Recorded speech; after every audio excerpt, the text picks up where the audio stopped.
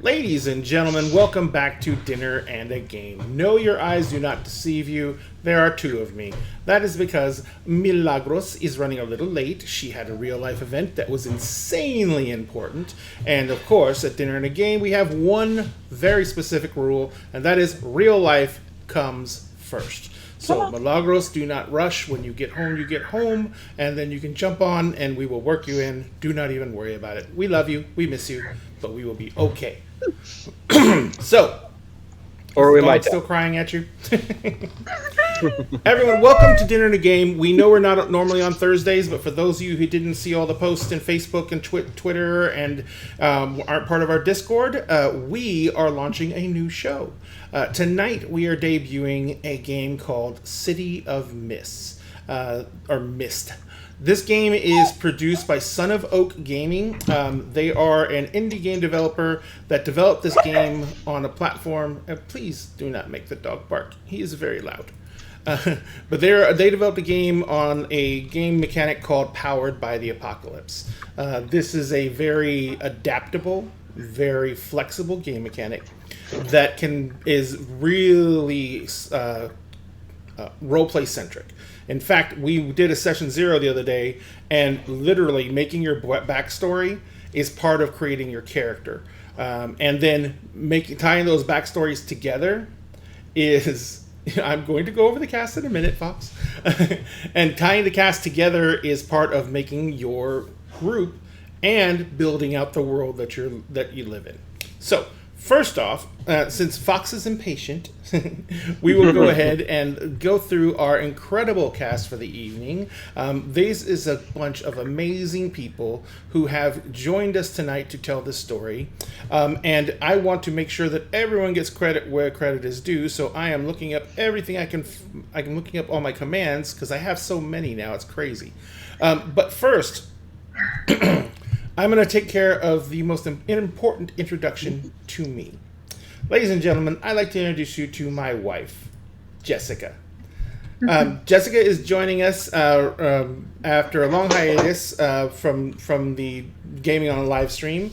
I think mainly because City of Mist was her idea.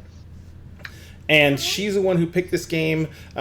We ordered it and we read it and it was amazing and the concepts are incredible, and so because of her you guys now have this game in front of you. So beautiful wife, I thank you so much, and I hope you have fun, because I'm probably going to make you cry, because I usually do.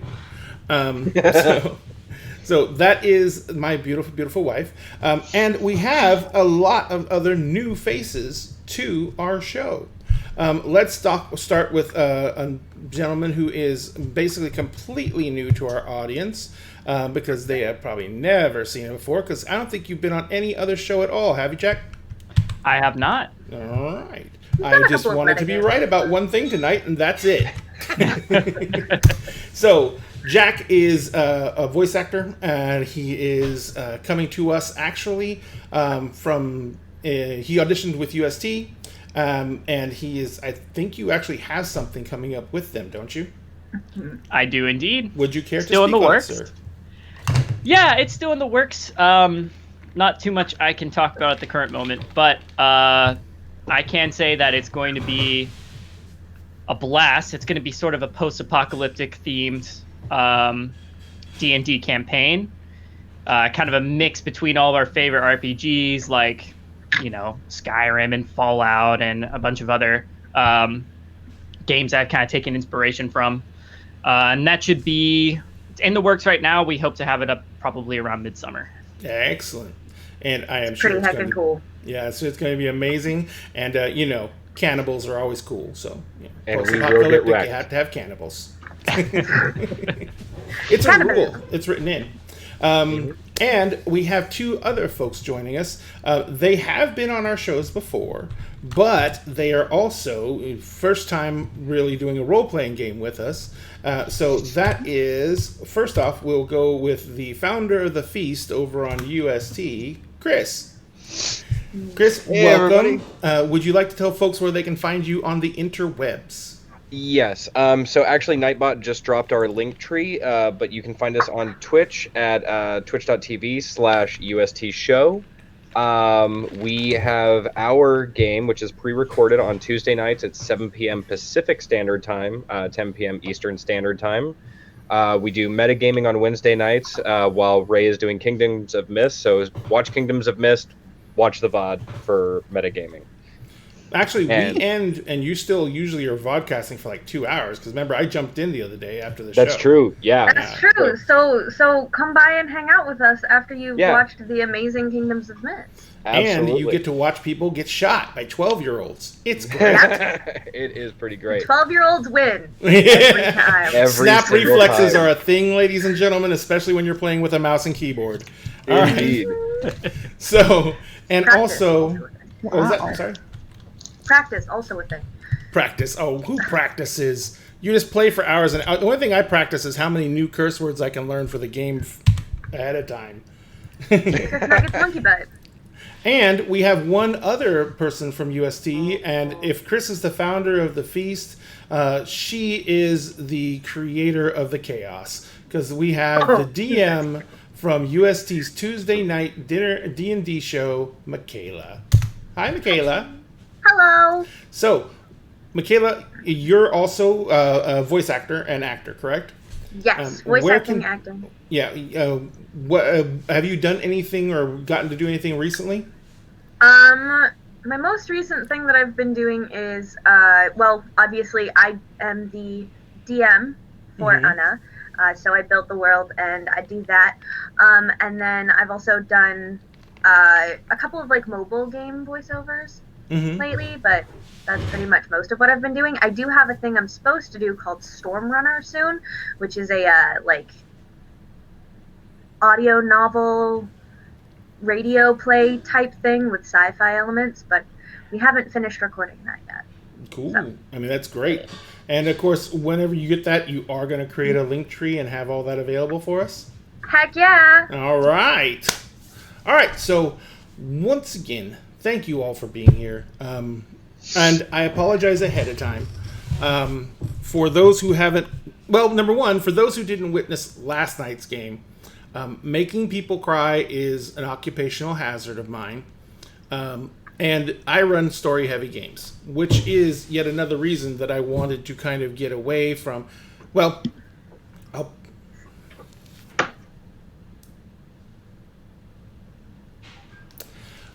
don't you love it when your headset turns off randomly? I love Dungeons & Dragons. I've been playing Dungeons & Dragons since I was 11. I turned 50 this year, so it's been a little bit. But I love story-heavy games. And there's a lot of game systems where the mechanic can actually get in the way of storytelling.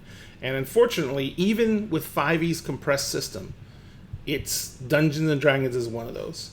When you show up to a game and you literally know that if you're playing for 4 hours and you have a combat, you're going to spend 3 hours in the combat. I mean, it's still fun, but for me and for my style of gaming, it can be a little bit off-putting. So I've turned to indie designers to find other games that are more to my liking. There's games such as Fate and Cortex, which are very, very good. The only reason that I went with this one is because City of Mist has a very, very interesting premise. And that premise is, to put simply, is you're just an average, everyday person, and you wake up one day and you find out that you have a god or a mythical being whose presence has awakened in your mind. And basically that means you have to now find a way to go to work every day, earn enough money to, pay the rent, and deal with the fact that there is an entity in your head who wants to take over your body and run havoc across the city.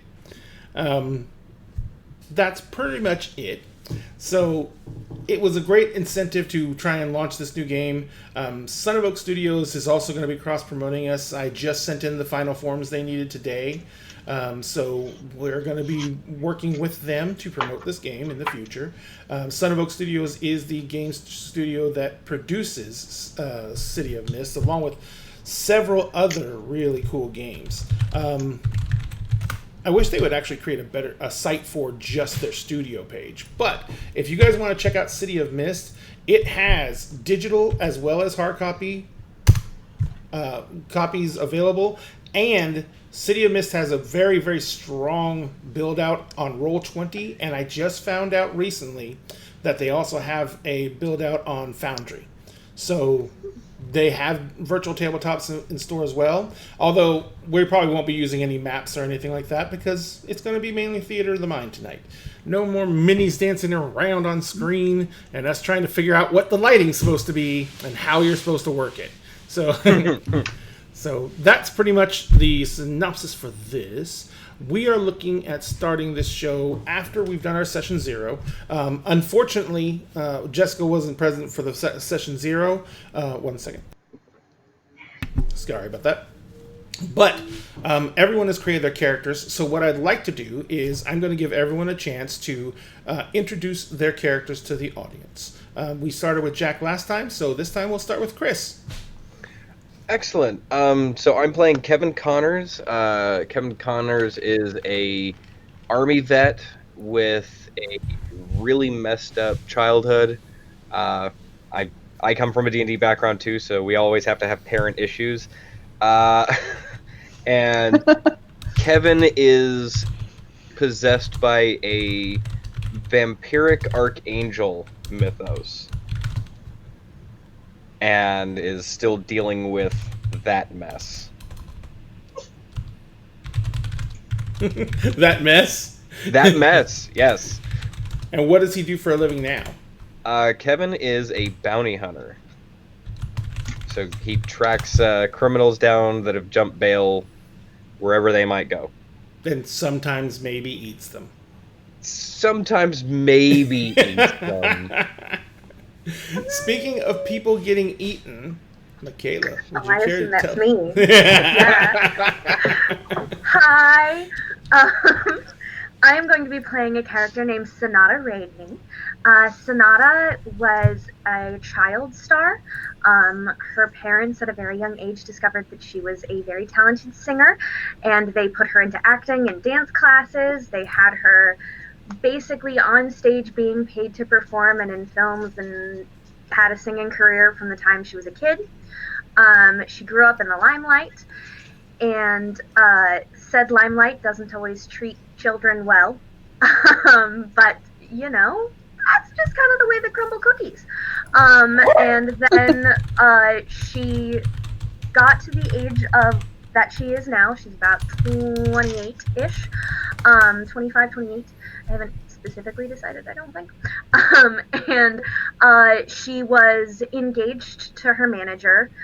They had a very public engagement. It was very exciting for everyone involved, including all of the fans. And then very tragically, recently, he died. Just horrifically. How did that happen? I had no idea. No one does. No one has a clue. Do too. Okay. He does. But yes, and so she decided she wanted to step down from the limelight for a little while, try living the life of a normal, average, everyday person. She took up a job as a singer in a jazz club in a smaller city than New York that she was willing to live in, and that happens to be where we start off our little story. Dun, dun, dun. And you know, she may or may not have a siren inside of her head, the Greek style. So the ones that start off with the bodies, birds. And she may or may not eat people's hearts. It's fine. It's fine. It's fine. You know, It's little fine. salt, a little pepper, some garlic. It's fine. You cook it, Roast you it chop right. it up, it tastes just like chicken. Jessica's character is going to be introduced a little bit later, so I'm going to save her introduction for her introduction. So we are going to jump over to Jack. Yeah, my character's name is Reuben Blake. He is an artist. Right now, his profession is a pianist at the Jazz Club Alicia, where we all hang out. He's been through some rough times, but recently he's been kind of pulled up from the streets and now resides at a small little studio apartment right above where he works. He is inhabited by the god Apollo, which allows him to do some pretty fun stuff. And his aspiration is to become an extremely famous modern artist. Dun, dun, dun. All right, so the basic situation for where we're setting this game up is I wanted to kind of capitalize on the fact that we had at least two different people in entertainment here in our group, two characters that are focused around entertainment. And so I chose to, we're only using a fictional city, but to make it easier for us, we're taking it from a fictional city based on an actual city in the real world. The fictional city the real city is Orlando. What I wanted to do is I wanted to pick a city that's going to be based heavily around the entertainment industry, both film production, music. There's some huge sporting events, of course, and of course some of the biggest theme parks in the United States. So all that led to us kind of taking Orlando, twisting it a little bit, and creating our own world out of it. I have one question. I don't think we ever named it, did we? No. So, what would you? I remember because we were arguing about it because we were talking about using some traditional Floridian names for it, but we couldn't ever really lock one in. So, what do you guys think? I think we talked about Los something. There was one name that I remember someone at the end said, but I cannot remember what it was. And if Milagros was here, she'd have notes. It was. Yes, she would. Oh, Milagros came up with it too. Yeah. Yes, she did. It was the portal. La in Porta. Spanish. La Porta. La Porta. La Porta. Yeah. So, is that La Porta? Let me double check. Portalada, I think it is. Portalada. Portalada. That Yeah, sounds that right. sounds right. La Portalada. La Porto. El Porto. Oh, Mm. sorry. Okay. Oh, it's Catalan for the portal. That's. Gotta Cell remember your phone. Spanish dialects. Yeah, well, Catalan's a little Mm-hmm. confusing sometimes because it's technically from a very specific part of Spain. yeah. They let Was me it drive a La Jeep. Puerta? I'm happy. No, La Puerta is just the door. Yeah. By the way, Michaela speaks Spanish. So. Hi, I took 9 years of the class. We actually made her speak Spanish for a while last time. It was good. Not poquito. All right, No so soy profesional. La Porta is the name of the city. ¿Dónde está el baño? ¿Dónde está el baño? That is the Yes. biggest. Uno más cerveza, por favor. There we go. Abran la puerta. Ya vamos en la casa.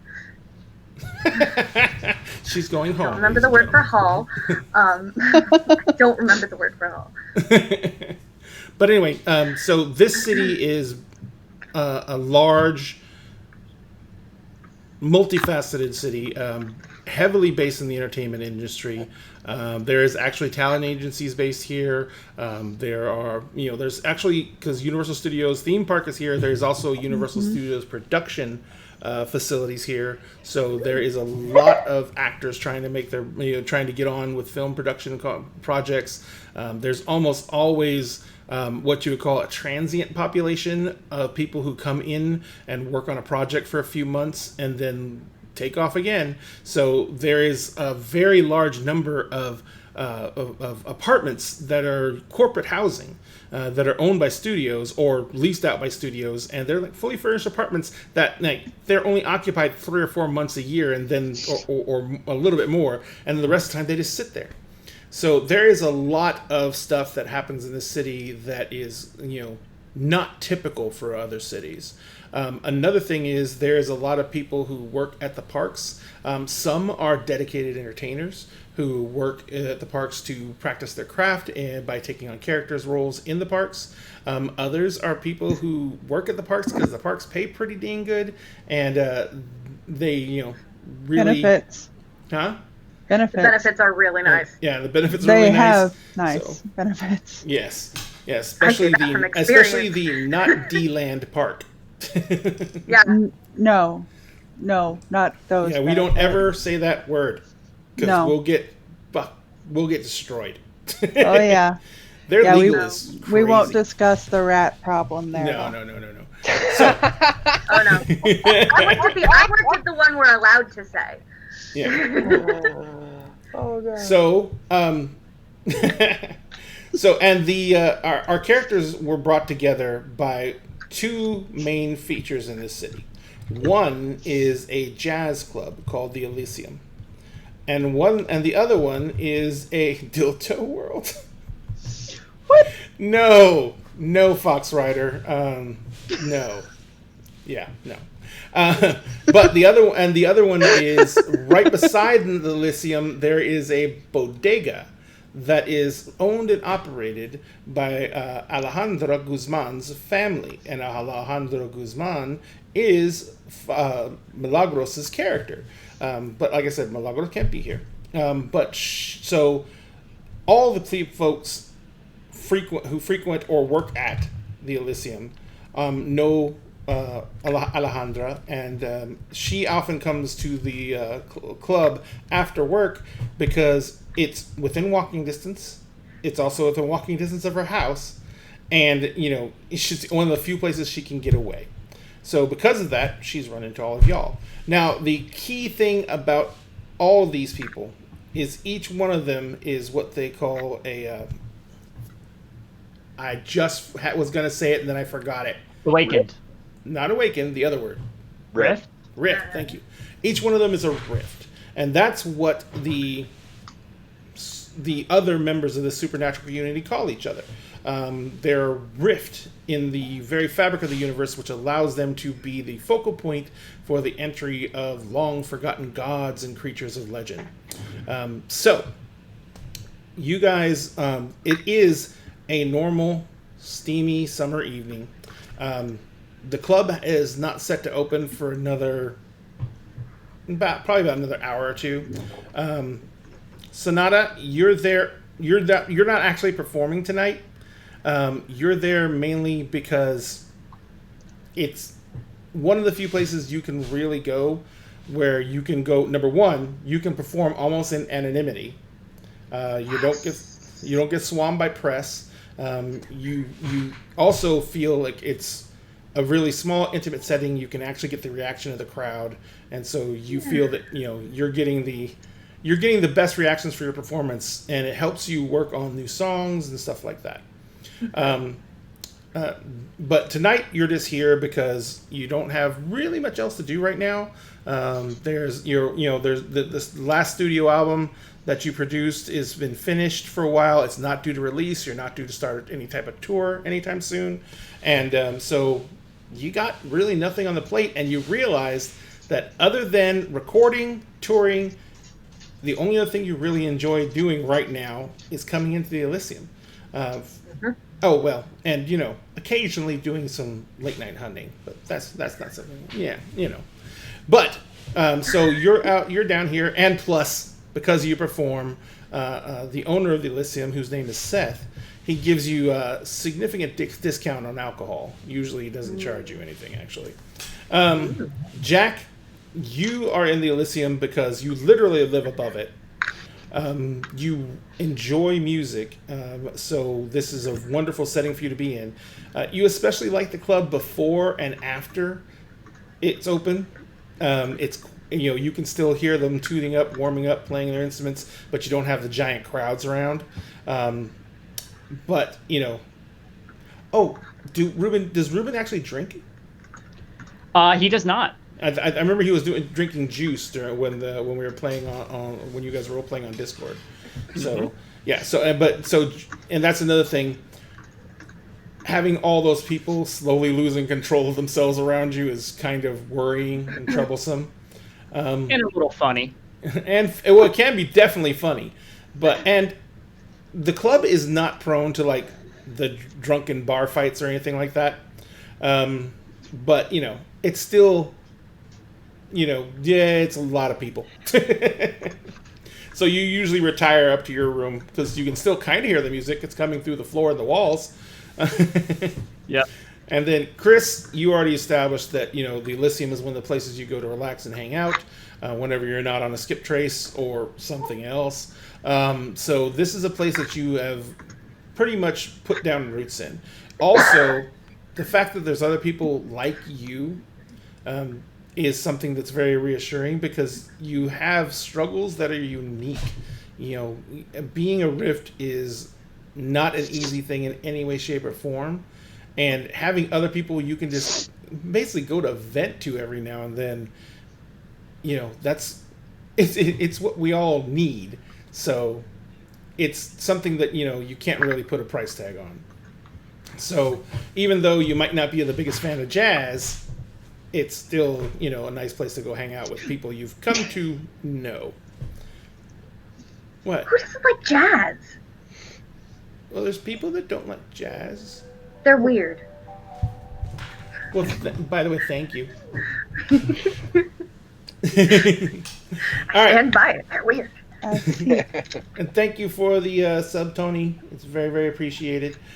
So you have a lot of time on your hands lately, Sonata, and you've been spending a little bit of it, most of it, here, working on songs and everything like that. I mean, the album's done, but you never stop working. The creative process is always there, and you found that since you became a Rift, your need to sing has increased exponentially. You always loved music. You always loved performing, but since you were awakened, it is just, you find yourself walking down the street, you're singing, and you find yourself in the grocery store shopping, you're singing. You've also noticed, unfortunately, that other people are drawn to you when you sing. So yeah, that's the only annoying part. You often get, pickup lines. You often get, just people coming up and complimenting your voice and then wanting to strike up conversations with you. So this is one of the few places you can go to sing. Sing along with the music that's playing, and everything like that, and you're drowned out.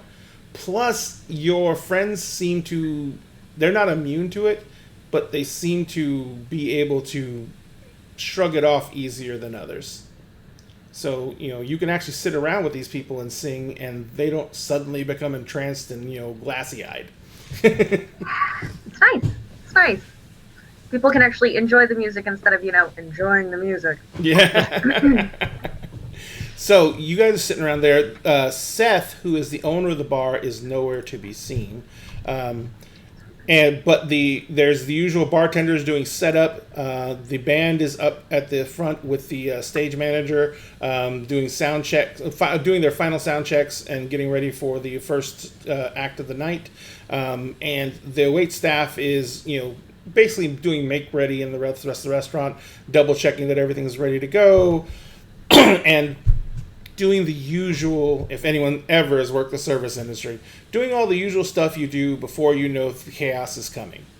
So,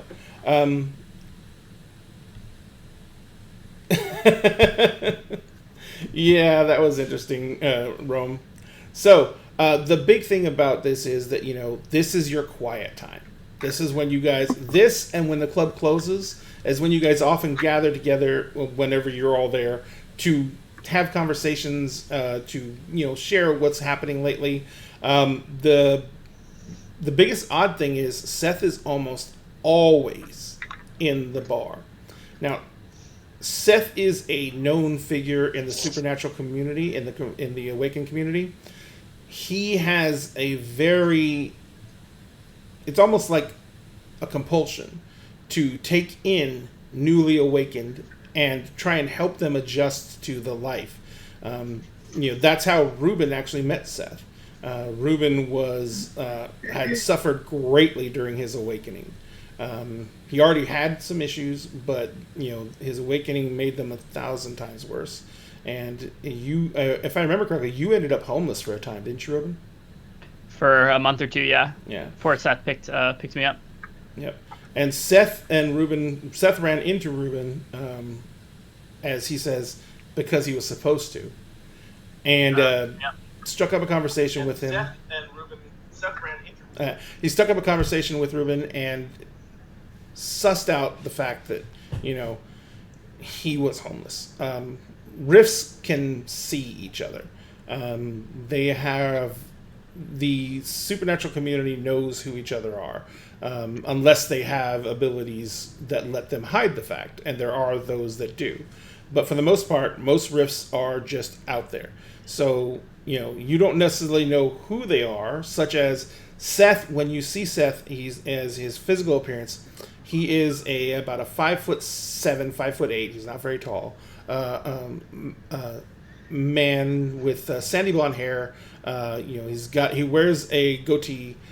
He wears very, very clean, stylistic clothes. Usually a long sleeve shirt rolled up to the elbows, and he has multiple different vests that he likes to wear over them, and very, very, very classic styling, very much in line with a jazz club owner.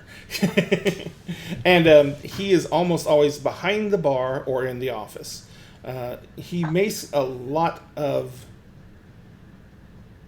waves in the supernatural community by making sure that people have the ability to at least adjust to the lifestyle. As a rift, you're fighting a constant battle against losing yourself to the thing that you're hosting. And if you ever lose the battle completely, that creature gains dominance and begins just acting out to its nature. And usually that's when the supernatural community has to come together to try and stop it. So there is a feature in the world that allows for these instances to happen without the the mortal community understanding what's going on. And it is called the mists.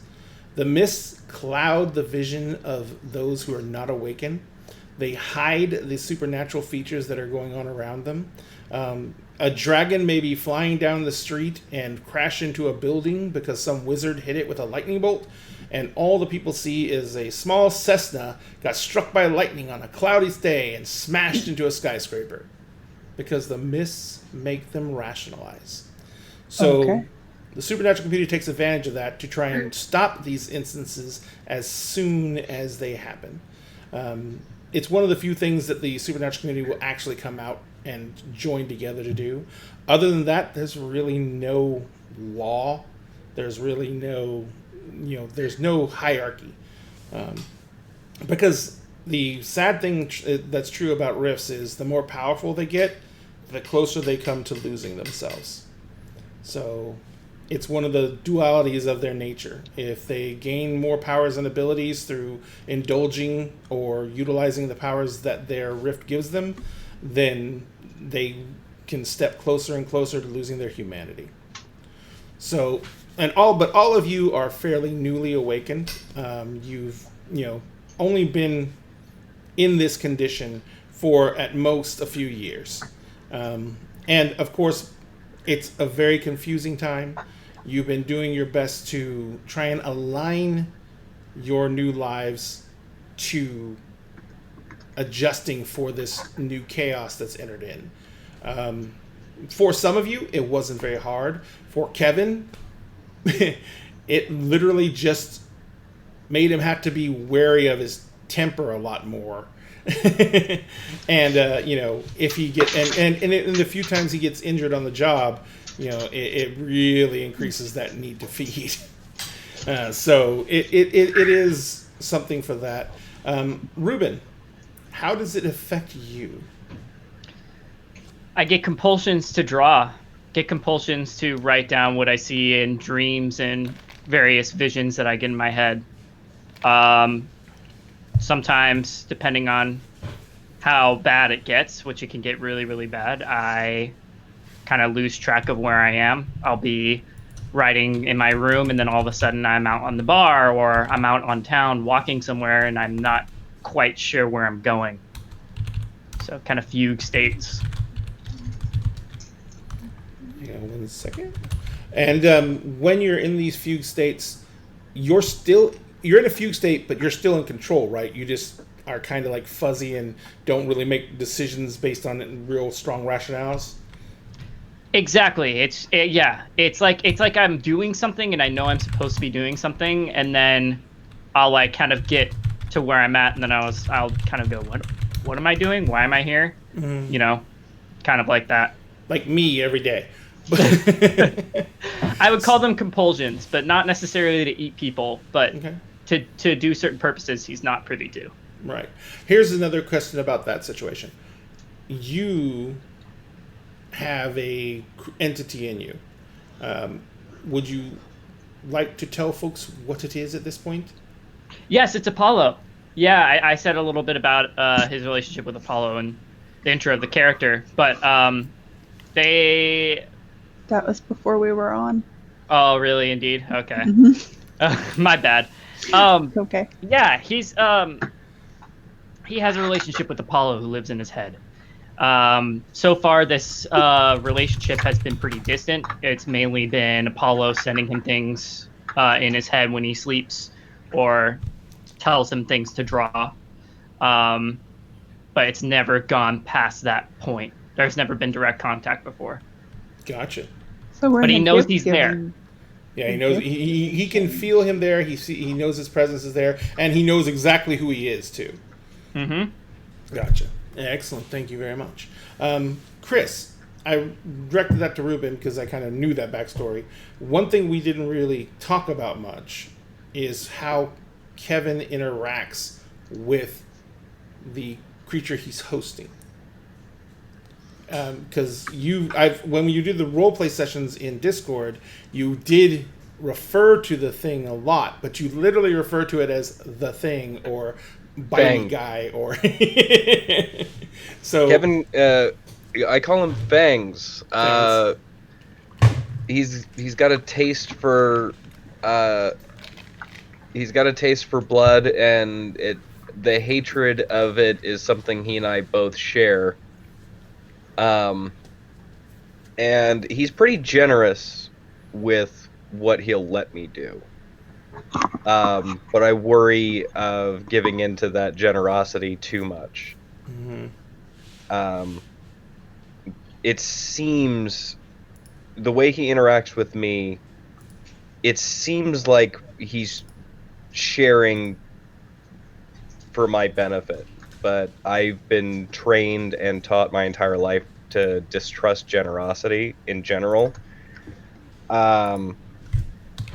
Seth has a reputation for helping people like our group, so it's a little bit easier to trust. It's a little easier to trust Seth than it is to trust Fangs in my head, trying to tell me that it's fine, I will help you, but like we gotta do the eating thing too, man. You know. So Fangs and I get along, but I'm a little trepidatious to trust him at all. Gotcha. And so now we're going to bring it over to Michaela. Hi. We've talked a little bit about your relationship with the entity that inhabits you. Yes. And you mentioned it's a siren in the old-fashioned Mm-hmm. Greek way. Yes. Bird lady. Yeah. What is... And you also, when in roleplay, you mentioned that, Sonata feels almost empowered. Yes. So what Sonata is very your... much like. Yeah, what is her relationship like with the... And does it even have a name? Yes, it does. In fact, one of the sirens is actually one of the named sirens. The siren in her mind is one of the named sirens from the Odyssey. Her name is Raidme, which is where she got her last name a little bit. Raidme and Sonata get along like fire and oil. Sonata absolutely loves Raidme. She feels like she owes her. She likes the confidence and power that Raidme gives her. She likes the boost.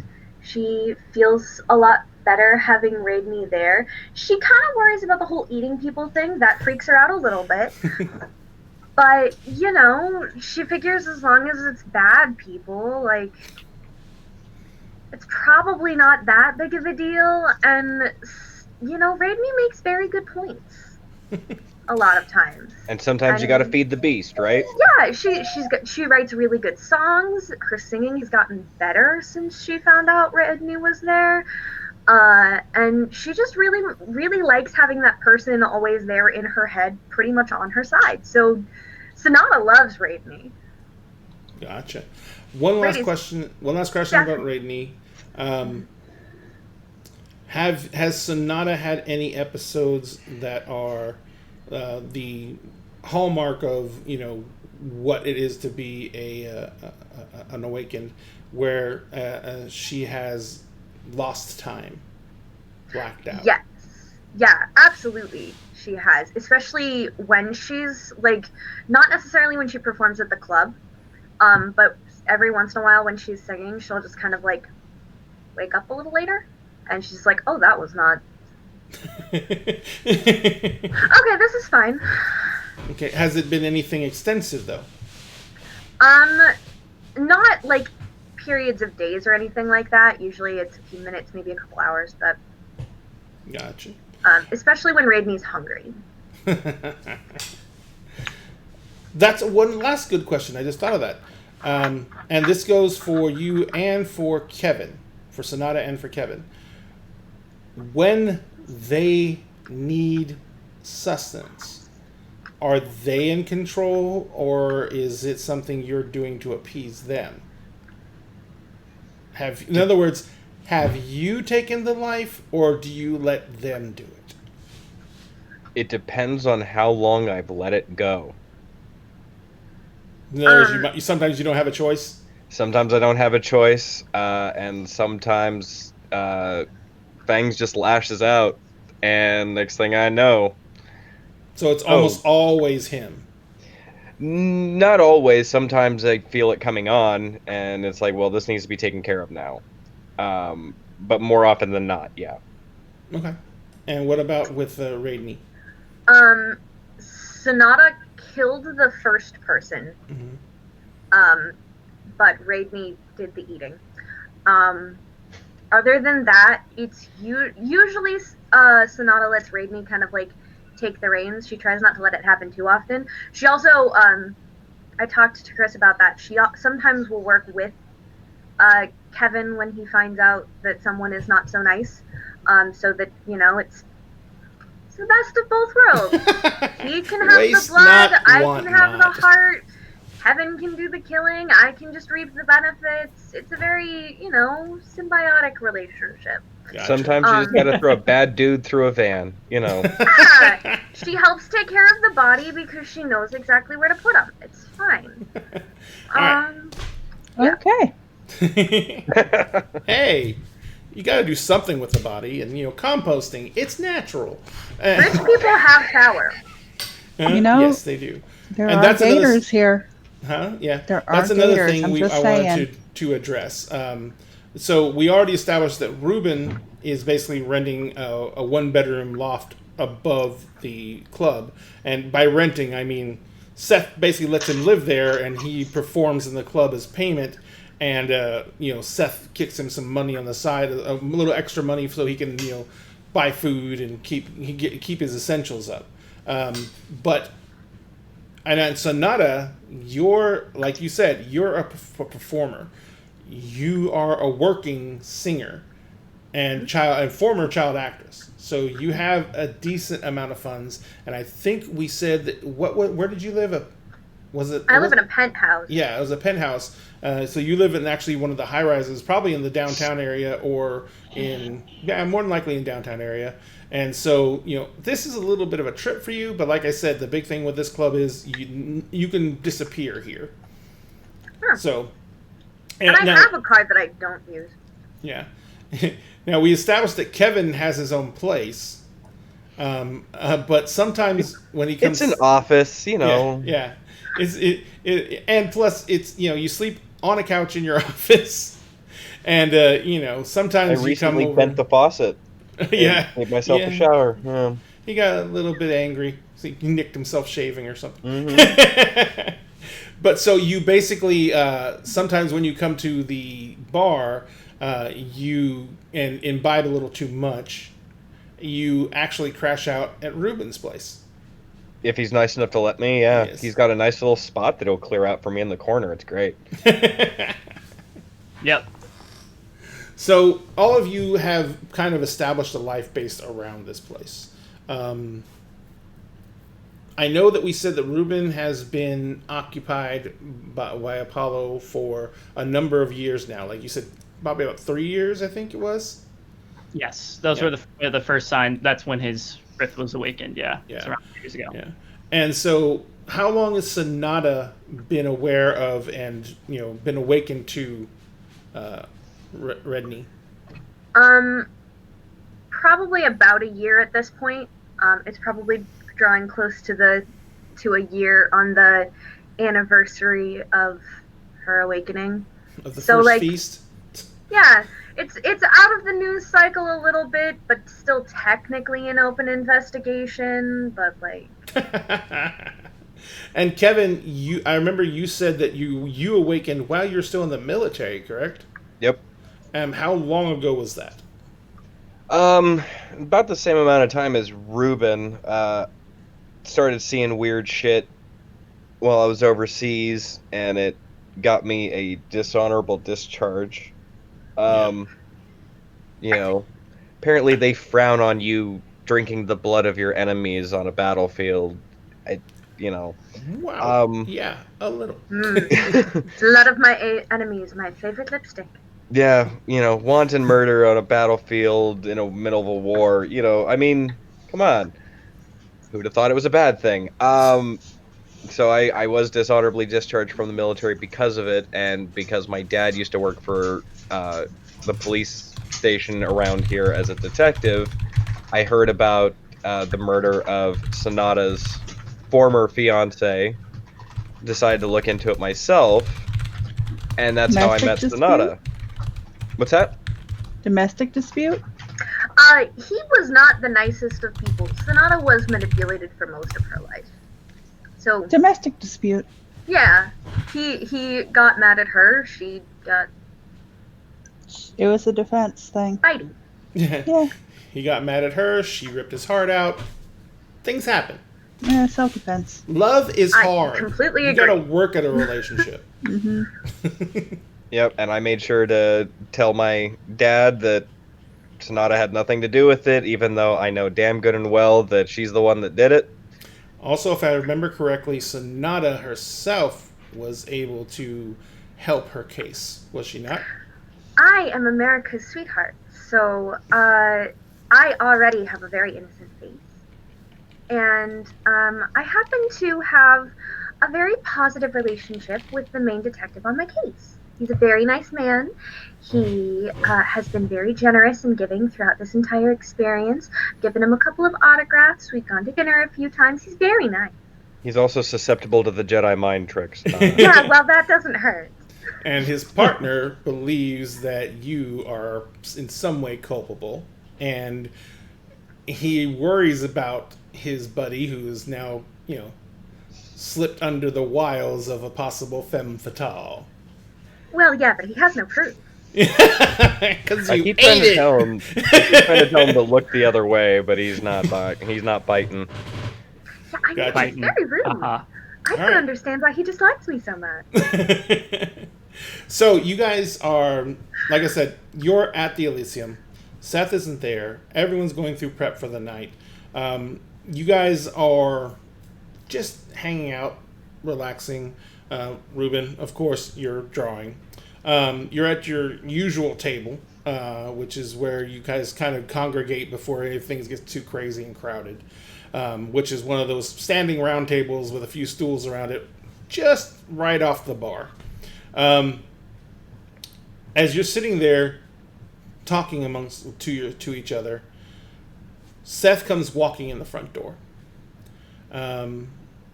He opens the doors, and he kind of steps to the side, and a woman walks in with him. Jessica, would you care to describe what Amy looks like? A little disheveled right now. She looks confused right now, the woman walking in, who You can't see the color of my shirt because of the light in here, but I have a headache, so right there. It's pink. Gotcha. Okay. Let's just go with it's pink. I'm actually all in pink. It's obnoxiously pink.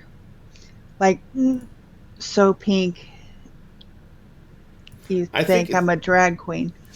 Anyway, but Or I would. Umbridge from Harry Potter. oh yes. no. I Yes. would. Yes. Amy. My name is Amy. You may or may not have seen me before.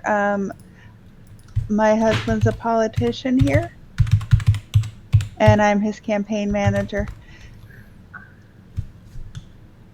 So Vote Adams. Yeah. All these people with the auras and stuff. does it freak you out? Lots.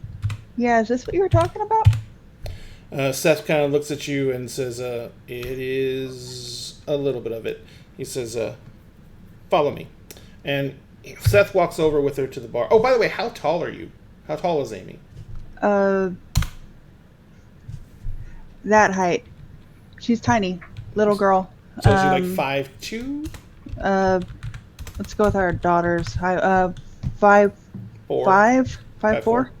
Yeah. So she's 5'4". She's- Even though, as she I'm said, 5'10".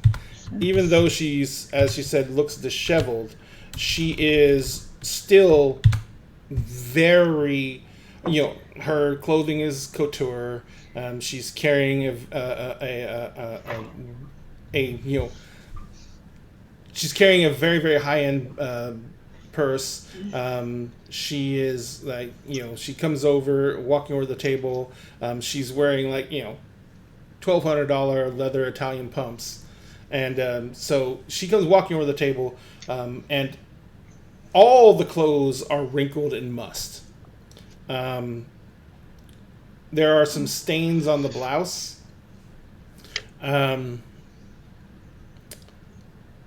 Does Kevin have improved senses of any kind? Did he take any of that? No. Okay, gotcha. So there is a lot of, obvious wear and tear. She has been somewhere and done some things. Seth walks up with her to the table, and he says, so I'm going to call in some tabs, if you don't mind. Ruben just keeps drawing in his sketchbook. He Anything says, for you, Seth. We're You more can than hear- happy to help out. Yeah, you can tell he's listening, but he's just drawing. yeah, there is a big situation brewing that we may have to take care of. He says, this is Amy. Amy Hi, Amy. has just had her first awakening. And Oh. needless to say, it went just as about as well as everyone else's did. Yeah, it never Big day goes for right. you. Do you want Yeah. some wine? I'm Welcome to not the madhouse. sure. Tell me about it. I have a new tattoo. That's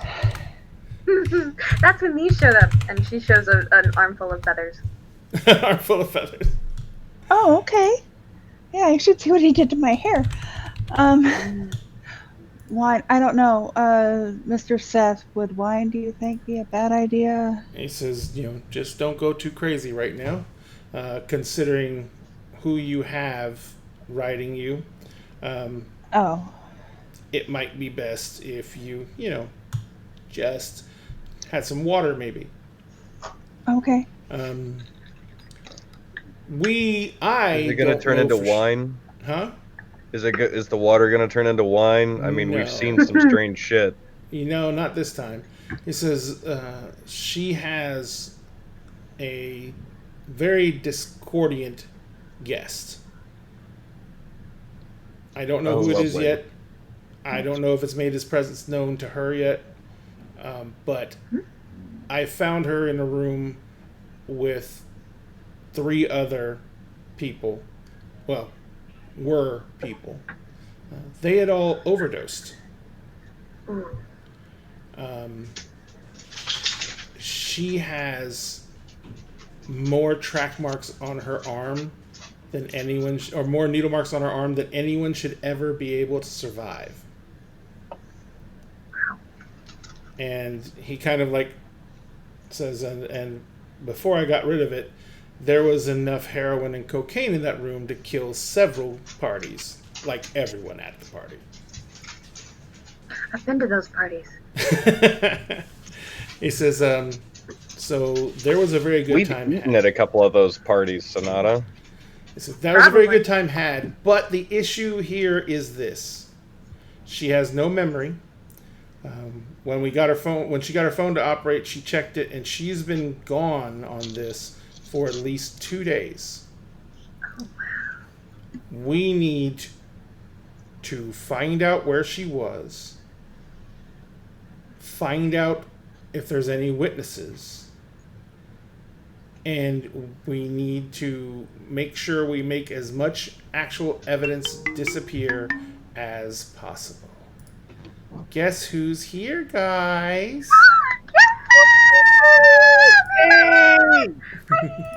Let me fix you and get you into the game real fast. Good to see you, Milagros. Good to Hi see you, guys, I Milagros. just ate so much sushi. I feel like I'm gonna faint, but that's a good thing. Sushi is good. It was so good. It's just drama for the show. That's all it is. If you faint, it's A-okay. I mean, Ladies and I cried gentlemen. yesterday, so might as well faint today. Ladies and gentlemen, please say hello to Milagros. She had some very, very important things to do today, so she was running a little bit late. But she will be playing Alejandra. And we will bring you into the scene in just a moment. We're introducing Jessica's character, Amy, right now. Sweet. So, Seth kind of like looks at you all and he says, so, like I said, I'm cashing in some of your tabs in order to hire you all to trace back the last 48 hours. I'll tell you where I found her. And he said, and the hell led me to her because she was surrounded in death. So, Yeah, she don't screw around when it comes to that, does she? Been there, done that. Could write the album. Did, in fact. He Is says, that the new one or the last one? The new one. he says, I need you to trace her back 48 hours at least. Get rid of any physical evidence, i.e., find any cameras that were, nearby that could have gotten shots of it. Do what you can to get the stuff without stirring up any trouble. But So no thermite this time. should have been any thermite any time. Thermite is not a toy. No, it's not, but it's fun. We'll get it done, Seth. Ruben finally speaks up from his sketchbook. He closes his sketchbook and places it neatly in his lap and kind of seems actually finally more socially present. Yep. And Seth isn't shocked by your reaction, doesn't jump or anything like that. He kind of just looks at you and goes like, I know you will. He says, and as he says that, the doors come open. Alejandra, you worked the day shift at the bodega, which is not one of your favorites because the main reason they give you the day shift is because someone has planned to go out that evening and they're going to stick you with their kids. Always. Yeah. So you have done that rare thing you do on occasion, and you have rebelled. You shut off your damn phone. You walked across the street from the bodega into the club, and you intend to have a night of just relaxing with your friends, drinking, listening to jazz music. I don't know if you like it or not, but you're gonna. And then you were just gonna take the night off. You're tired of everything, and you just want that free time. Now, while we are talking about Alejandra, why don't you tell us who Alejandra is? Yes. So like the whole thing, You don't have to do the whole thing, just the synopsis. like the spooky stuff. The spooky stuff we're gonna do when we tell you about when you tell the audience about who you're hosting.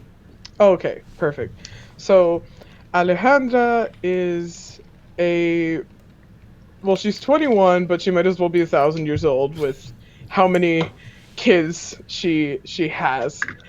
She is the oldest of 7 children in her immediate family, and also just kind of the default older sister of literally every other cousin that whose parents don't want to pay enough attention to them. She has a really, really big family. A lot of them live in this city, and her parents own the Los Papis bodega that's across from Elysium.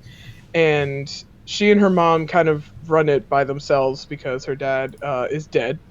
And so when her mom is don't also sugarcoat it. Just tell them. yeah, no, he's super dead. He's super dead. I got one fictional dad that's dead and one that kicked me out. We're doing great. Wow. And Like a doornail. yes, and so she There we alternates go. between taking care of everybody's kids, helping her siblings with stuff. A lot of them are getting to the age where they're, finishing high school. One of them's going off to college and going as far away as humanly possible because they don't want to end up like her, and helping her mom run the bodega. Gotcha. Okay. Yeah, okay. I was going to say, you did say you're in college, right? Oh, she's not. She's not. That's right. Okay. Yeah, Okay. she didn't get to.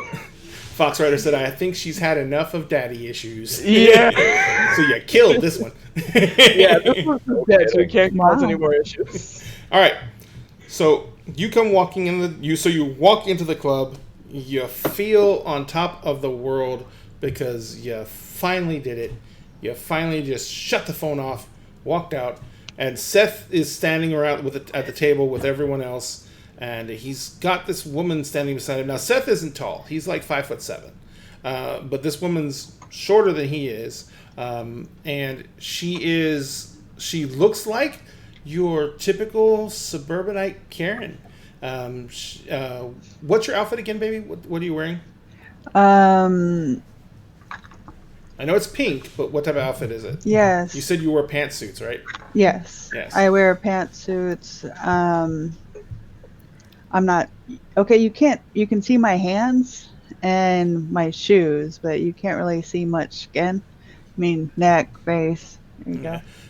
But the big thing about her outfit is, and that makes it seem kind of odd, is although the outfit is top of the line, it's, like I said, I was telling them earlier, she's wearing like $1,200 Italian leather pumps, and she's got like a high end bag, and she's, the pantsuit is like, it's silk, and so is the blouse, and so, but everything about her is rumpled, crumpled, distressed. It looks like she has been through, looks like she's fallen down several flights of stairs, and some of them were covered in something weird because she's got stains all over the place too. Seth kind of sees you come in, and he says, good. We are going to need more help on this anyway. Alejandra, come over here. Yep. What's up? How He's can like, I help? I just told the guys I'm cashing in some of your tabs. He's like, this is Amy. As I was just telling them, Amy just had her first awakening. And she went missing for 2 days and doesn't remember anything. And y'all are gonna help me put it back to sleep, right? We'll talk about that later. There is a lot to discuss with Have that. some more wine. There's a lot to discuss with that, and we don't have time for that portion right now. We need to make sure that what happened doesn't affect your actual life. Yeah. Oh So gosh. she has something in her. Don't know who or what it is yet. Amy, do you know who it is? Focus. Who? Oh, he throws the best parties. Wow. That was a pick I didn't know existed. Leave it to I a really siren to good make at your that. ears bleed. Yeah, that was a register I don't think my ears can understand. Could you repeat yourself, please, Sonata? So from what She I screamed. understand, he throws really good parties. You, Okay. in your Mind Sonata, you hear a similar screech, and you It's higher have the pitched. impression that she considers this new person insanely dangerous. Got it. And she reacted kind of similarly when you first met Kevin. Nowhere near as badly with Jack, and was very hesitant about Alejandra. Or sorry, with not Jack, but Ruben. I was very hesitant with Alejandra. But this is an even stronger reaction than when she reacted to Kevin. Got it. Yeah. And But- she's... And so, you know, Seth is also sitting there, and he was like, isn't he the thing that had, or the creature that has the Bacchanalian? Oh god. The party that Yeah. doesn't stop until everyone dies? Oh. I didn't know about the Oh. bad part. I Yeah. think I remember that from high school mythology. I remember the party. One drink. I wanted one. I wanted one. I Oh, didn't want to die. don't I worry. wanted one. We're He's getting like- the drink. Sonata will hand Alejandra her one. Oh, Thank Seth, you. I haven't had enough scotch for this yet. He's like, that explains how I found her. Yeah.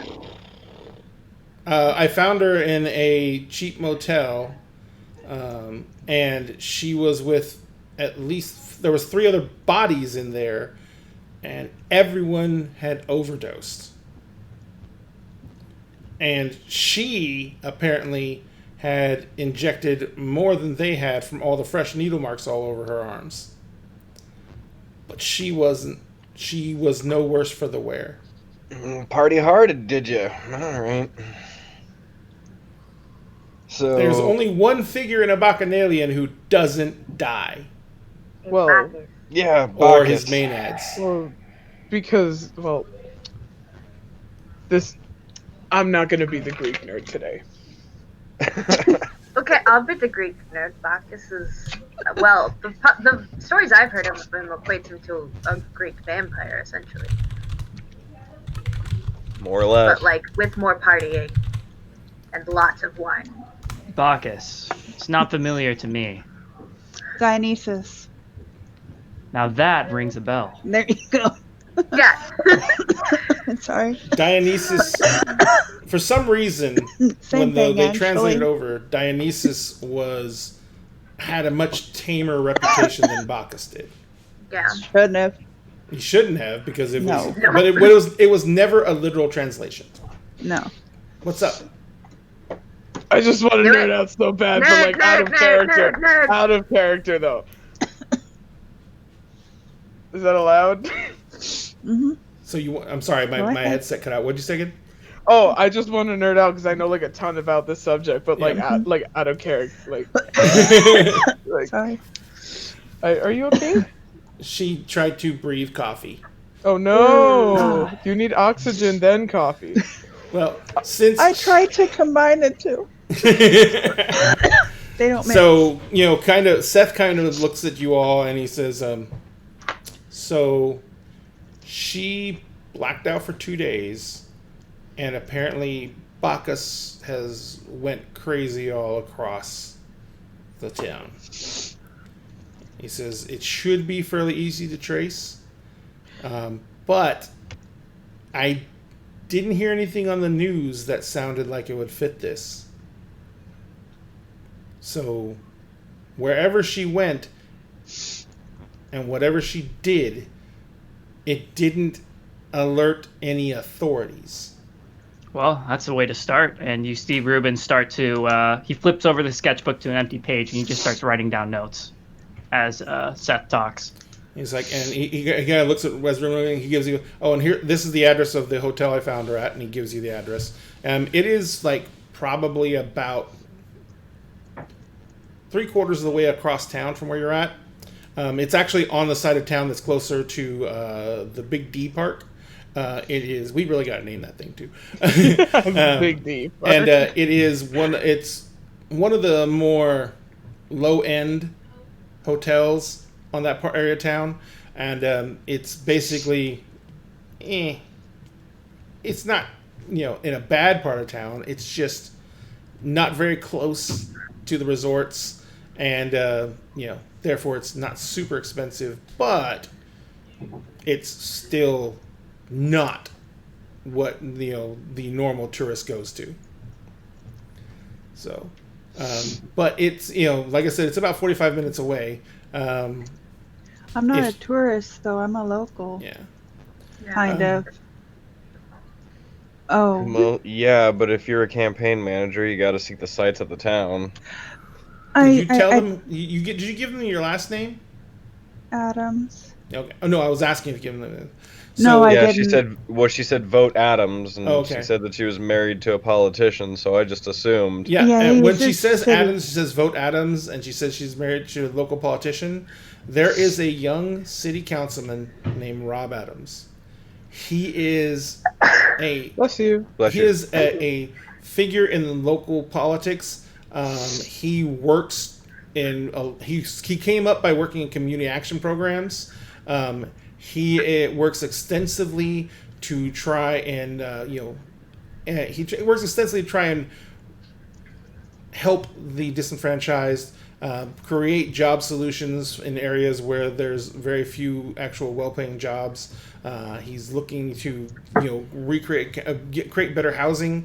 He started a program with the city for putting up small homes in some of the abandoned lots in some of the other parts of town, and set those up and provide basically residences for the homeless. And he's done a lot of stuff that has gotten him a lot of press. And people have been talking that with all of the good buzz around him, and with the apparent fact that he seems to be every bit as considerate and good as his actions make him out to be. People are saying they could see him becoming the next mayor. And he's young. He's just 31, 32. Have my parents said anything about him? Well, they like him a lot. They haven't, he kind of worked in community support programs. He's not even a lawyer. He was a sociology major. And so he came out and he started working community support programs, outreach groups. He built up a very strong reputation in the communities that he worked with. He never actually stayed in one part of the city and tried to build up just one neighborhood. He has always said that he is looking to rebuild La Porta and make it for the people of La Porta again. And so he has been going from community to community. He starts out the programs, then he puts someone in charge of them, then he moves on. The only time it ever kind of got more limited in range and scope is when he became a city councilman and he had his own district. And so now he still tries to guide the programs he started in other areas, but he does mainly stay in his district now. And he is making... Stays in his lane, so to speak. Well, no. What he's doing is he understands what he could do if he actually gets the mayor's office. Gotcha. Ruben speaks up and he says, well, Mrs. Adams, you've met Seth here and he's brought you to us. You're in good hands. Whatever happened out there, we'll cover it up for you and make sure that, well, your normal life stays normal. He gives a reassuring smile. And Seth kind of looks at you and he's like, I wish we could guarantee that, Ruben. But not to bring up any bad memories or anything, but have you talked to your husband yet? Oh, yeah. He's like, you want me to go plug your phone in behind the bar? Please. He's like, her phone had been dead for who knows how long. And you know how it goes when some people lose track of time? Oh, yeah. Their devices suddenly lose their batteries. Actually, I know it's a tattoo because I'm familiar with the feeling, but if one of you ladies could help me, I kind of want to find out about my new ink. Of course, I'd be happy to help you out. Thank you. So are you gonna go take her to the bathroom? So Yeah, now- I'll link my arm with hers and very much do the like glam. I love your shoes. Here, let's go. Oh, thank you. I got them during my anniversary last year Oh, that's in so Venice. sweet. well, It was I love beautiful. Venice. It is. so Kevin's while gonna Sonata kinda- takes her to the bathroom, Yeah, Kevin's gonna flag the bartender. The scotch. Come on. Please. Seth is like, Give it to me. "You're working." Damn, Sorry, make it a Kevin. Coke. Give him something to nurse. All right, so something to nurse. So basically, while they're taking a break, let's go ahead and take a little break. I need to get another drink, and we're gonna take a 10-minute break. I know you just got here, Milagros. I'm sorry, but it's around that time. So we're gonna take a Yeah. 10-minute break, and we will be back in 10 minutes. So it is 9:18 my time. We will be back at 9:28 Central Standard Time. And thank you very much, everyone, for joining us. We will see you in just 10 minutes. See you guys in a minute.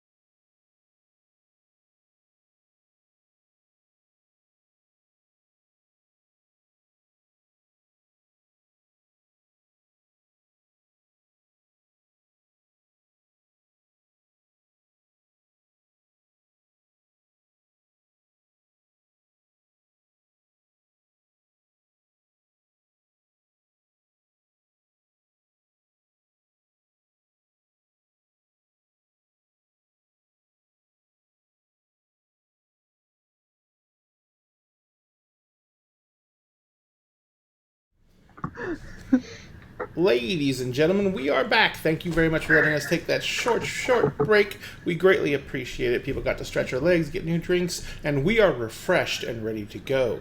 Now, I have no when we coffee. left off, huh? I have no coffee.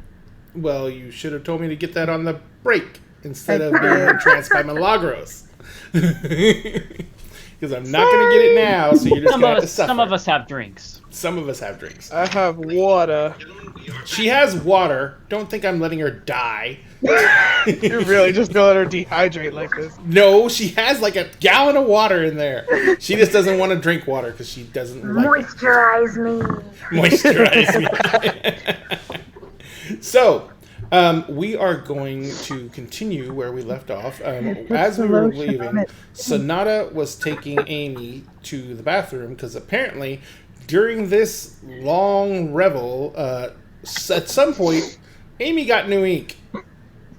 So, you guys start heading to the bathroom. What are the rest of you doing while Sonata attends to the distraught young woman? Seth is kind of sitting there and he says, I've got to go make sure everything's ready for tonight. Depending on how long this takes, he says, you guys just make sure that you can... Make sure you take care of it. We'll do what we can. But I don't want to see you taking care of it on the frickin' news. You don't have to blow up a building to get rid of a camera. I did it once. Seth, Yeah. you know my methods. We'll be discreet. I know your methods. I also know you let him crash on your floor. So, he already, he already has influence over you that I don't like. So. Well, I only had him draw me C4 once. we never blew it up. It's a shame. I really wanted to see if that would work.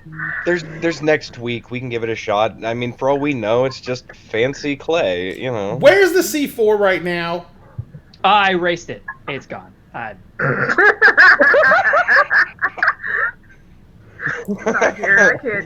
I said, that he already novelty has giant bad eraser I got you influences over did pay off. All right, cool. I'll get you another one when that wears out. So, Just keep him in the needed. Alejandra, you're sitting at the table and you thought this was going to be a nice night, relaxing with friends, and now apparently you're going to go unravel some mystery about some lady who Can't have nice things. got possessed by her. We'll pitch in for a tattoo for you, Allie, when we find the tattoo parlor, because Lord knows we're going to have to hunt that down. Oh, that's gonna be fun. Can't wait to show my mom a tattoo. She'll be totally fine with it. I mean, you haven't eaten any of the kids yet, so, I mean... That's true. I deserve something nice for that. 'Cause some of them are getting real annoying. And you won't let Fangs have any of them, so, I mean... Well, of course not. They're So my we'll pitch in. cousins. So she gets to eat them. Yeah. Exactly. He probably wouldn't even season them. Disgusting. Do what All you right. need to do, Seth. I'll draw up plans and get the party rolling. So, Yeah. Sonata, you and Amy are walking into the bathroom. And I am trying to chat with her the whole time and keep her spirits up. And Amy, how are you reacting to the literal barrage of words coming at you?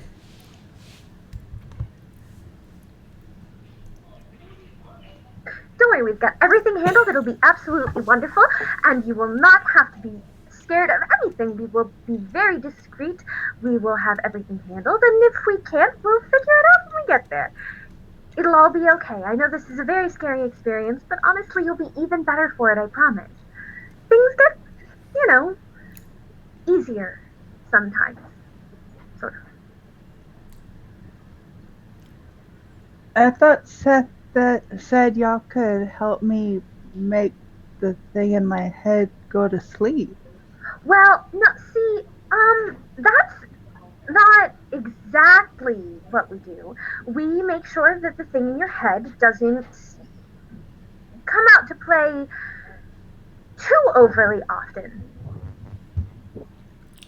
Sonata, and fun with you. You know that there have been some awakened who have so strongly resisted their split apart, the other half, that they have actually not lost it, but put it back into a dormant state. But it is it's never easy, and it is more of a supreme act of will than it is anything that they do. There's no magic spell, and so far you haven't heard of any supernatural who can do it. Yeah. That would be It's something cool. that, yeah, it's not, we can help you deal with it a little bit more easily. Technically, it is sort of possible, but it's not something that you really,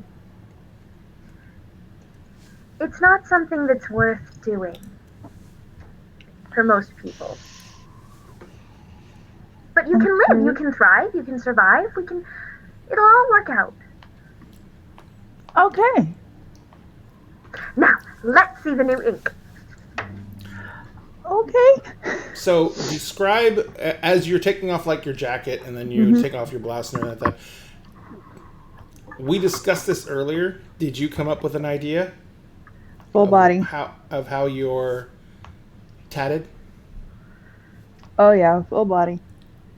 So this There's a conservative reason. housewife takes off her, she undoes her jacket, takes it off, pulls it off. She's wearing like a white silk blouse, so it's kind of see-through. As the blouse like presses against the skin of her forearm, you quickly and easily notice that she's full sleeves. That made my ink hurt. Full I'm sleeves. sorry? Oh.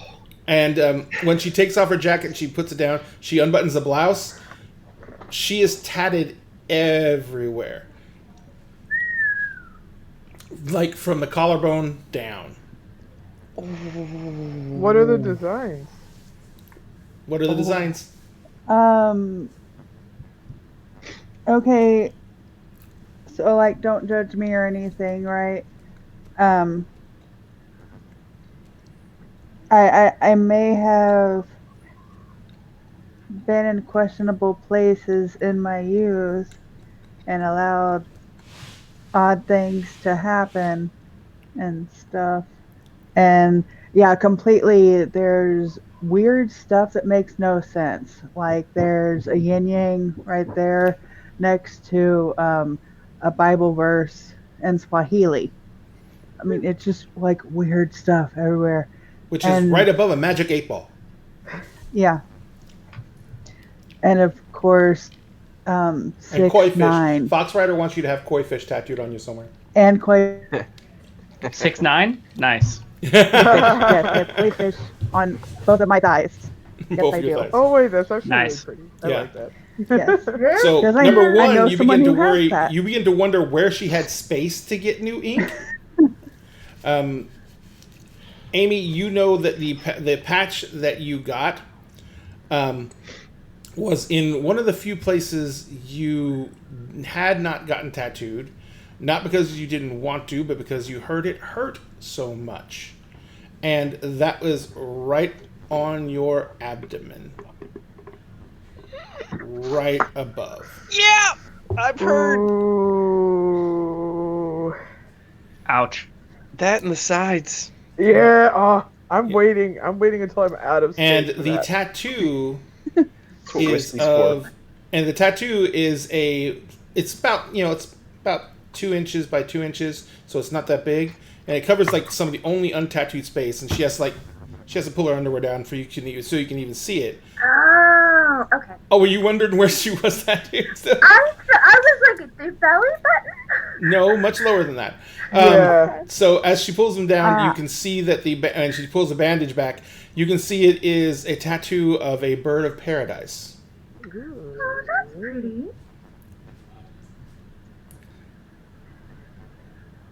Okay. I love you, Fox. Which way is it facing? I'm just wondering. Like, could she have done this to herself? Well, it doesn't matter which way it's facing if she did it to herself. Well, no, I mean, like, it's the difference Is it between upside down or- upside down or Like right it up. Well, what I'm saying is, if she was talented enough with a tattoo gun to do this, she could have just drawn it for her. What would have been upside down? Good point. But I also know that apparently she should have killed a few people with what she put in her arm the night before, so who knows what she would have been feeling. Yep. So the tattoo is multicolored, very finely detailed. It doesn't look like an off the wall type tattoo. It looks like something that was either pre-thought out, drawn out, or something that was described in great detail to someone creating it. I'm having to Google this because I have no idea what the hell bird that is. There's multiple birds of paradise. This one is, I can't remember its actual name, but it's black with insanely long tail feathers that hang down. It's got red and yellow on its beak, and they're all songbirds. And like a toucan? No. Very small beak, more like a sparrow. Something Okay. No, not that short. More like a crow, but not that. Gotcha. Big. But yeah, and they're basically. Oh. They're known for their incredibly gorgeous plumage, especially when it's mating season. They go crazy, and they're amazing. Yes, Gorgeous. they do. They're very pretty. I'm terrified of birds, by the way. In case anybody is curious. Isn't that called ornithophobia? Ornithophobia. Yeah, that's Ornithophobic. Yeah, very much so. Like, birds freak me the hell out. Well, on the plus side, it's very well done. How many, do I know how many tattoo parlors there are in town? Total? No, there's a lot. I mean, Okay. number one, this is a large town. This is like... No, it's a huge town. I'm more like in referring to like trace skips that I've had to hunt down before, based on like body tattoos that they've had and things like that weren't necessarily prison tats. Specifically. I've seen some gorgeous prison tats. I'm just saying. What do you mean? Okay, I'm not really understanding what you're asking, I guess. Sorry, I'm thinking because like if Bacchus took Amy for a ride and decided that Amy was getting a tattoo, I'm trying to think of like the shady spots that some of my trace skips may have gotten a tattoo at before I caught up to them.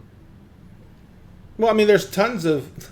The biggest problem with shady tattoos is there's tons of people who can do tattoos and probably do them pretty well that don't even work in a tattoo parlor. Okay. You know? So yeah, that's true. they could, if they could have a buddy, So, especially when you get into that subculture, because a lot of them are into body art and body modification. So that is they true. they teach themselves, they learn how to do it. You can order a freaking tattoo gun off the internet. Or make one. Oh, those are bad. Yes, they are. But you can make one with with an RC car motor and a needle, if you know what you're doing. That's terrifying. Oh, come on. No part of that sounds good. Nope. Well, Box Rider said some tattoo places have specific signature designs. that's true. I wouldn't know any of these, though, because I'm a talker. Why don't we go back out and we'll start getting started on figuring out exactly what's happened. Although it looks like you're not... I mean, at the very least, this isn't your first tattoo, right? So... No. Mm-mm. Yeah? No. My first tattoo was my name. Oh, that's sweet. Probably wasn't at the time. Well, why wasn't? Why? My foster mom let me do it myself. Oh, did you do some of these? Mm-hmm. Oh, wow. Okay, well that's something at least. We can kind of figure that sort of stuff out. Yeah. So it's very odd my stuff doesn't move around like that one guy's do. That's neat. Move around. What do you mean move around? I don't think you've seen him do any of that. Oh, I didn't see that. I was Ruben, just. did Ruben do anything that animate any of his drawings while he was out in the bar? No, I didn't think he did. Yeah, Oh, okay. He hasn't done any of that yet. So one of the Sorry, things I read everything. Yeah, today. no, she read all the role play chat. So Today. Okay. So Nice. one of the things that is very, very striking is the immense contrast between her standing there, in really nice, like a really nice pants still and everything like that, holding a very nice blouse in her hands, and with her hair is styled, although it's styled impeccably. Oh, and look what they she did has with the red. Yeah. Oh, I'm gonna have to. She's go got get that a taken care of. except for a couple of broken nails, she's got an absolutely perfect manicure. But at the same time, these tattoos are, some of them obviously look hand done. Some of them look like they were, done by a serious artist, just like the Bird of Paradise was. They have, there is just the sheer scale of it.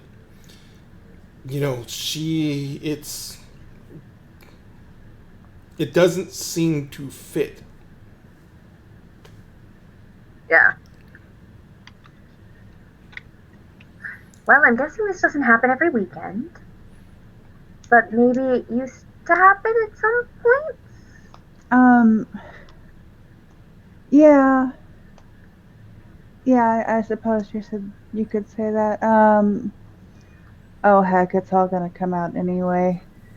Apparently it's good for ratings. It's a real human interest story. My husband Rob, the councilman, Rob Adams. Very sweet name, by the way. We met when I was at a halfway house. Oh wow. I think that must have been the third or fourth time I dropped out of high school and ran away to party. So yeah. Which explains a little bit, I guess, with the voice in my head thing. Yeah. You do get, well, I got a little used to it. I don't know that everybody does. Kevin still fights with Ben quite a bit. Is it always like this? It depends, honestly. It gets better some days, and some days it's a little worse, and sometimes you just gotta figure out how to deal with it, It's a practice sort of thing, just like anything else. You One day at a time. Yeah. You learn a new Yeah. melody by singing the first note. It's all good. Are you a character at that park? No, God, no. No. No, I just, I do the whole singing thing a lot. I was just thinking, you seem like you might be good at doing that kind of thing. Yeah, well, I have a history of doing things like that. I grew up on stage and screen, so to speak. Ray, how long have they been in the bathroom? Quite a bit. Okay. Question, and I don't You want you to should be think afraid, guys. terrifying. Yeah, Ruben's concerned at this point. One of us will come out alive, probably. Yeah. That's what he's worried likely. about. Yeah. I don't mean this judgmentally, but if this isn't your first time really doing this sort of thing, how often does it happen? I haven't done anything like that. Goodness. At least 10 years now. At a certain point, Ruben outside the bar, he kind of gestures to Alejandra and he's like, "Can you go make sure that Sonata didn't clean them up with eat them up?" She probably is like helping her, Seth kind of looks at you, washing Ruben, and he goes, jacket. "You don't think that she? I mean, I said to help her." You said help clean this up. Yeah. Oh, crap. Yeah, you I gotta mean, be she's not specific, that my bad, guy. is she? No. I mean, I know she kind of don't like know. seems to like her other, but I didn't think that she let it run the show. Well, I'm I just mean, concerned is all. I mean, checking out some tats is one thing, but All right, spending 5 minutes in the Alejandro, bathroom would you alone. mind? Now I'm no kind of 5 freaking problem, out. minutes. no I'm problem. sorry, it's been like 15 at least. Yeah, I know. We are not men. 5 minutes is like no time at all. yeah, and Sonata's friend doesn't take this long to kill a person. True. He would know that. All right, so we're Make the just doggy gonna stop kind of. singing. The song of his people. He's participating. He's participating. He's in character. Gosh, Thank you. he's Um, flipping out. I have no He's idea been why. doing it. Anyway, Aw. so Okay. Alejandro, are you gonna go check on them? absolutely, yeah. I'm gonna, just knock on the door, like the very outside, bathroom door. Be like, hey. Hey. Oh, that's Oh. right. We should probably go outside. You might want to put your shirt back on. Yeah, well, I mean, full body tattoos that make no sense. Like there were comic strips in weird places. The one on the bottom of my foot, that had to hurt. Oh my god. Ouch. Yeah. Absent. Oh. There's a Works reason wonders. it's- I usually Yeah. stick to wine, honestly. I'm not a big fan of like, It's illegal. There's a reason. oh. Fair enough. Well, people can get whatever they want if they know the right places to get it. Oh yeah. So yeah, you walk into the bathroom and I'm buttoning my shirt. You see what's being buttoned up. There's I'm stem to stern tatted up. So there's a reason why I have collared shirts and stuff like that. Just because it's... Amy and I were getting to know each other. We were having a wonderful chat. She's a very nice lady. We discovered that she has a very nice Bird of Paradise tattoo in unmentionable locations. Oh.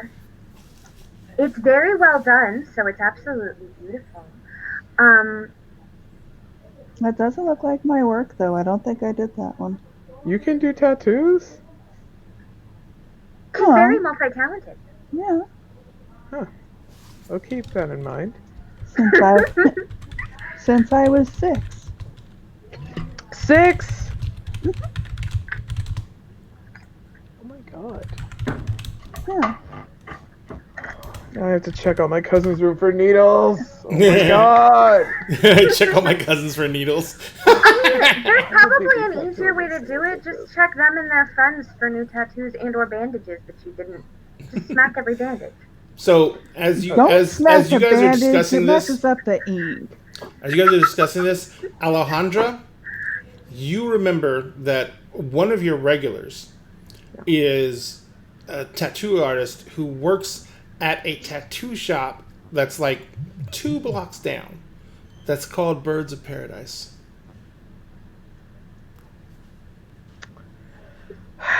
Alejandro, no places. Okay. I think I might know somewhere we can start. Oh, All right. that's great. Okay. We might want to get her changed at some point too. Yes. Oh, I have a spare dress, I'm sure, somewhere hanging around. Probably, yes, maybe. Check Okay. Ruben's room if there's ever been any lost garments or anything otherwise that belongs to him. Probably in his mess of the room. Yeah, but she looks way too nice to be walking around in that dribble. We'll get her one of my dresses. All right. So number one, what type of dress do you keep at the club? Well, it's not going to cover the tattoos. I was gonna say, you usually perform in like a cocktail dress Yes. or a gown? Yes.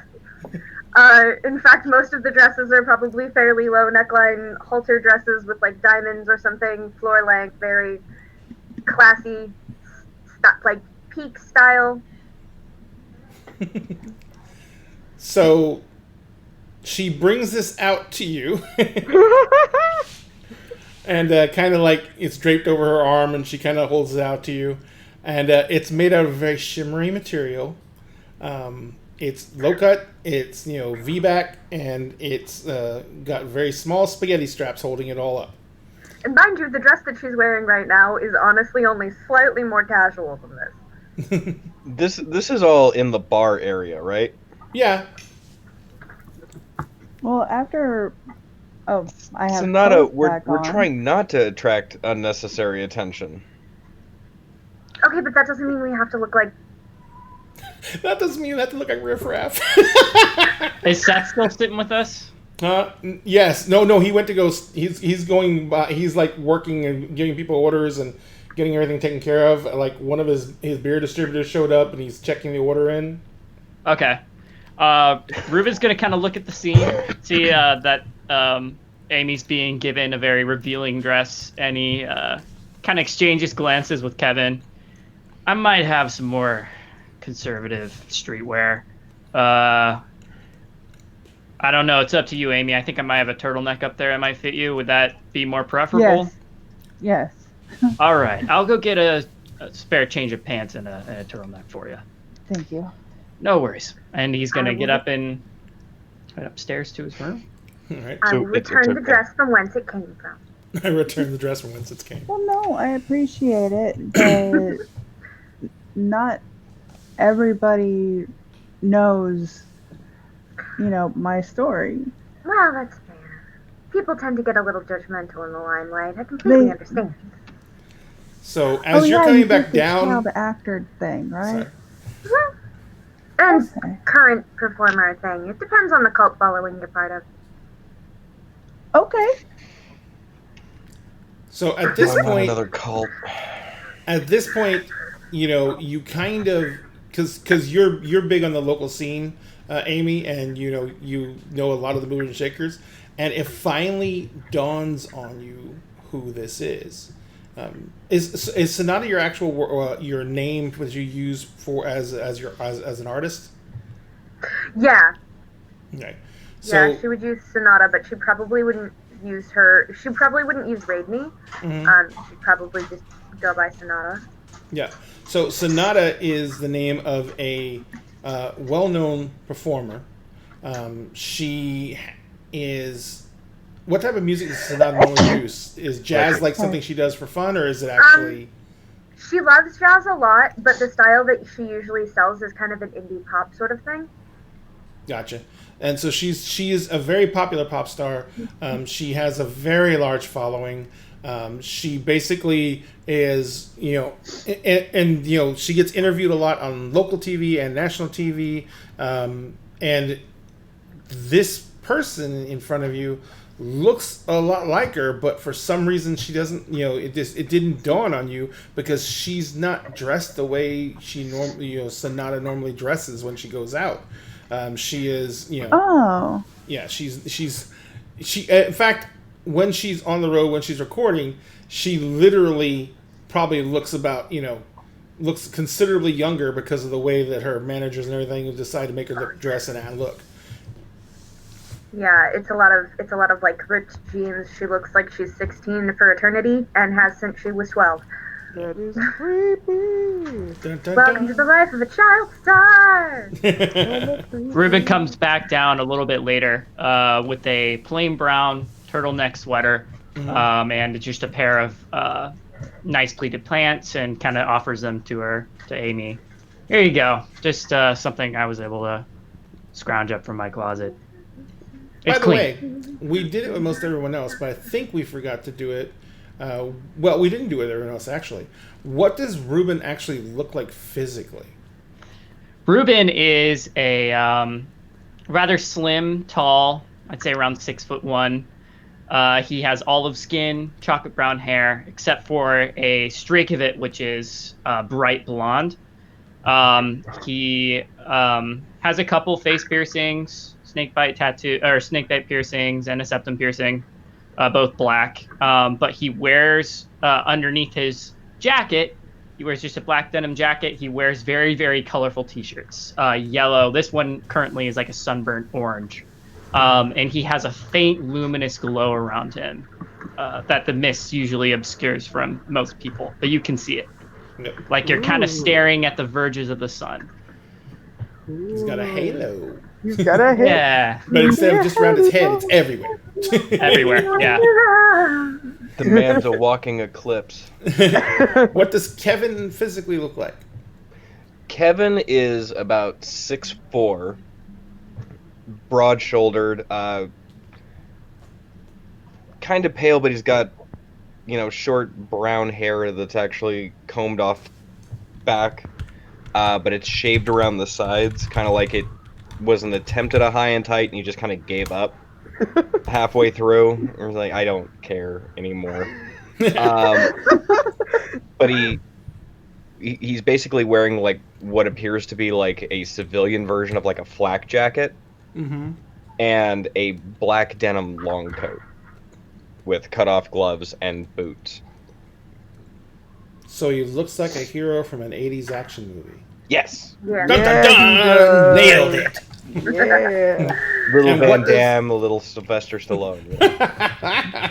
That's so perfect. Good choice. What does Alejandra look like? So she's tall-ish. She's like 5'11". Very much built like her family has been farmers back a million generations. Very stocky, wide back, just solid. She's got like dark curly hair that's not super long because that's too much work to maintain. It's like a little past shoulder length. She has very dark eyes and definitely has bags under them. She is so tired 100% of the time. She can get darker if she actually like went out and did stuff. But right now her skin is like a light brown. And she's dressed kind of like a kindergarten teacher. Like she's got she's got a very like a plain t-shirt, a like cardigan, like mom jeans and sneakers, and maybe like a fun belt if she's feeling spicy, but she's got like no dyed hair, no piercings. She has her ears pierced, but that's because like she was like a baby. And no tattoos to her dismay. She has a waterproof watch because her schedule is very tight and she literally never takes it off ever. So like the skin under it is a little bit lighter because that's her winter skin tone. And yeah, she has maybe like a plain like maybe a ring or two is like her accessories. Like it's a lot for her, and glasses. Gotcha. And I don't think we even did Sonata's actual physical appearance, did we? Nope. No, I don't think so. How does she look? So Sonata is about 5'2"-ish. She's kind of lithe, but she has curves. So she's got a very curvy figure and thicker thighs. She has long, kind of golden-colored hair and bright blue eyes, and a very like pale olive skin tone. And she has some feathers on her arm that the mist make look like a feather tattoo. Is it on both arms or just on one arm? Just one arm. Okay. All right. So. For now. So Alejandra is built like a refrigerator? No, because like Michaela describing like Sonata, like, oh, she has curves. She's like, it's not that she has no curves, but it's just like wide, maybe slightly less wide than just wide again. Like it's not even curves. She's just rectangular. She is rectangle. Okay, Sonata I'm going to use a point of reference, but I do not want to do all the connotations that go with it. There is a character that I'm thinking of that might be a good representation. Do you remember the character Trunchbull, Mrs. Trunchbull? Yes! Oh my god! I had such a crush on her when I was a kid. That's hilarious. Yeah. All right. So, and of course, we've already described Amy. So you guys are, you come downstairs. Amy goes, I'm assuming, goes and changes. You definitely have to roll the pants up a long way. Oh yeah. But you do get changed. 5'5" and 6'1". Yeah. Well, you do have 3-inch heels, so you're, it's not a massive thing. I'll say I have long legs. Short torso, long Short legs. torso, long legs.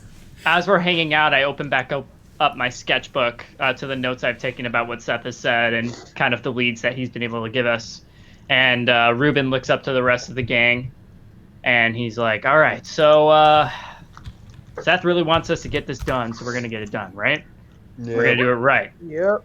Does anybody have any leads? Alejandra did. Ali did. Okay. Alex said that she knew a place to start. Yes. There she is. So I have a regular. I call him Mountain Dew guy. I don't know what his actual name is. He just always buys excessive amounts of Mountain Dew. I'm very concerned for him. But he works nearby at a tattoo parlor called the Bird of Paradise. Yeah, I've actually starts been writing, starts taking notes. Okay, Birds of Paradise, okay. Yes, and that's what did the new tattoo look like, Sonata? So it looks like a bird, long black tail feathers, very pretty, kind of a bird of paradise. There's lots of vibrant colors on it, and the tail feathers are just long and black. Very accurate. He did give you a business card once because you were that's how you found out where he worked. And you were talking about it, and you were always saying that how you wanted to get a tattoo someday. And he was like, hey, I work Tuesday through Friday. He's like, here you go. And he had a tattoo. And on it was a bird, because it said Birds of Paradise. It says his name and everything like that. And his name is Skippy, by the way. And on the card, there is that same bird drawn on the card. Okay. So Ruben writes down, he draws the bird that's being described by Sonata as Alejandra continues. Yeah. It's kind of late, but I don't know, maybe we could see if he's still there? I know that he does work tonight. Okay. It's a start. And then if we don't get anything from there, maybe we go back to the hotel room, see if there's anything still there. That's what I was thinking too, Kevin, going back to the place where it all started. Let's start Or with the ended. tattoo shop, though. You said it's close, right, Alejandra? Yeah, it's a couple of blocks away. Okay. Amy, Oh, that's definitely so much closer. I can get us there in the Jeep. Amy, what's the last thing you remember?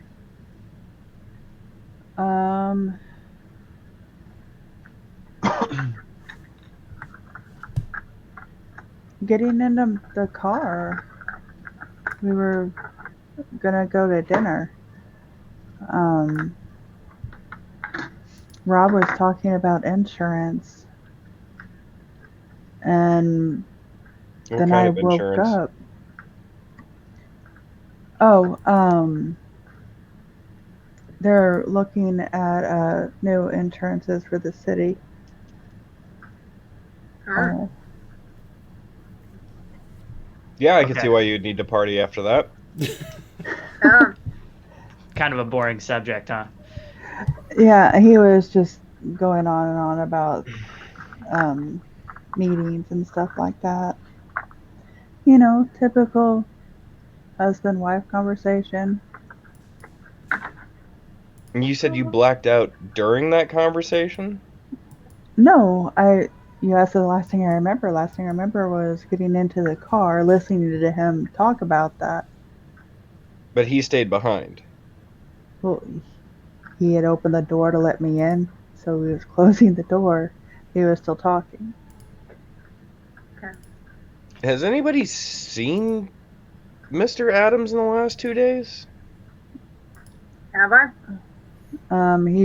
He left like how many messages did you say, babe? He left a dozen. Yeah. Okay, So he's probably alive. that's good news. You haven't taken time to listen to any of them. Is my phone done charging? It's You plugged it in about, behind the yeah, it's bar. about it's at least 50% by now. Okay. Well, Amy, if you want to work things through with your husband and at least let him know you're okay, while you guys have your phone call, we could head over to the tattoo parlor and see what we can scrounge up. Okay. Do you want to stay with us? I mean, a lot of this that's happening is probably pretty scary, and it may not be the easiest thing to figure out how to talk around some of the stuff we have to talk around, because he can't know about this. That's what I was just thinking. How do I tell him? Don't. Oh, you don't. He's not gonna believe you anyway. We'll make Um, up a cover story for you. Maybe somebody roofied your drink.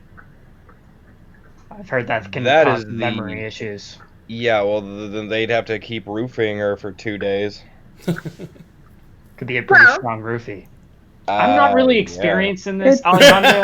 a tattoo. You're looking to me? The one with 1,000,000 kids? Well, okay, I do have 1,000 tattoos, so he might not necessarily notice a new one. B, she's a fairly public figure. Well, my He's husband. a very public figure. And, no offense, but Kevin, you're a bounty hunter. Good point. And I would assume that if he hadn't heard from his wife for 2 days, I could make some phone calls and ask around, but he's probably, filed some sort of missing persons report. Maybe you picked up a trail and found her locked away in some sort of dangerous situation, and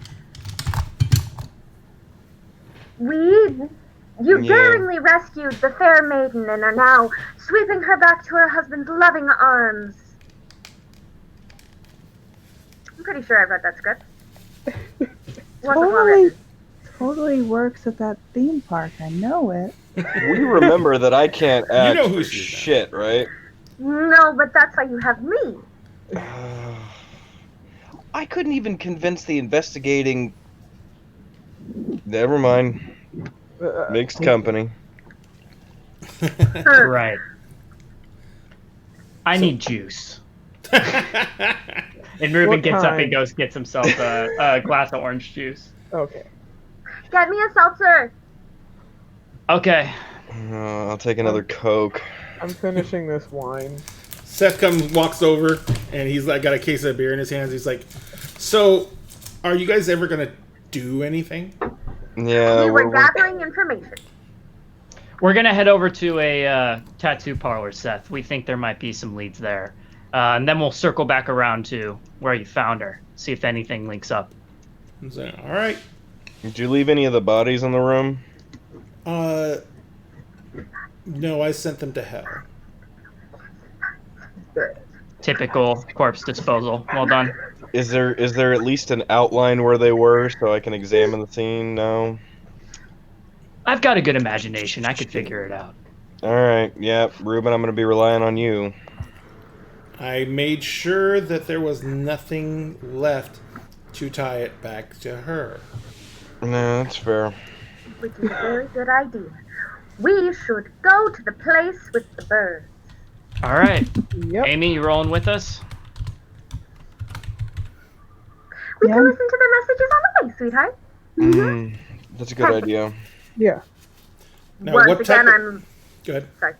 I was like- I was saying once again, I'm looping arms with Amy and probably Alejandra, and He's a wizard. gotta have a lady on both arms. I'm gonna hand my cell phone to Alejandra. Mhm. Okay. Call my dad. Find out if there's a missing persons report on our new friend here, Uh-huh. And if he asks why I didn't call, just tell him I'm driving. Okay. Literally, he's got like a dozen numbers programmed in his phone, and it's like Detective Peters, Detective Rogers, Detective Dad. Oh my god, I love that. It will literally say Detective Dad. Yeah. All right. I'm definitely calling him Mr. Kevin's Detective Dad. All right, so let's do the phone calls in. Let's do the Detective Dad call first because she's got to go through 12. So you call. Are you all taking the Jeep first off? Yes. Or are you taking separate cars? Ruben doesn't have a car. I know So that. I'm assuming he's going to hop in Kevin's Jeep. I have That no is usually how idea. Ruben gets around when he's a ride. Yep. It's through Kevin. Alejandra Sonata. Does Alejandra have a car?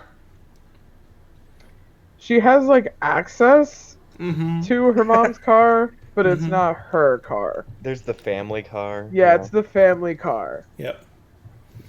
I Sonata. completely imagine that Sonata's car is something that Kevin consistently drools over and is extremely upset that she owns that car and doesn't drive it ever. It's like a Dodge Charger. But yeah, It's a no, Viper, first Yeah. of all. sure.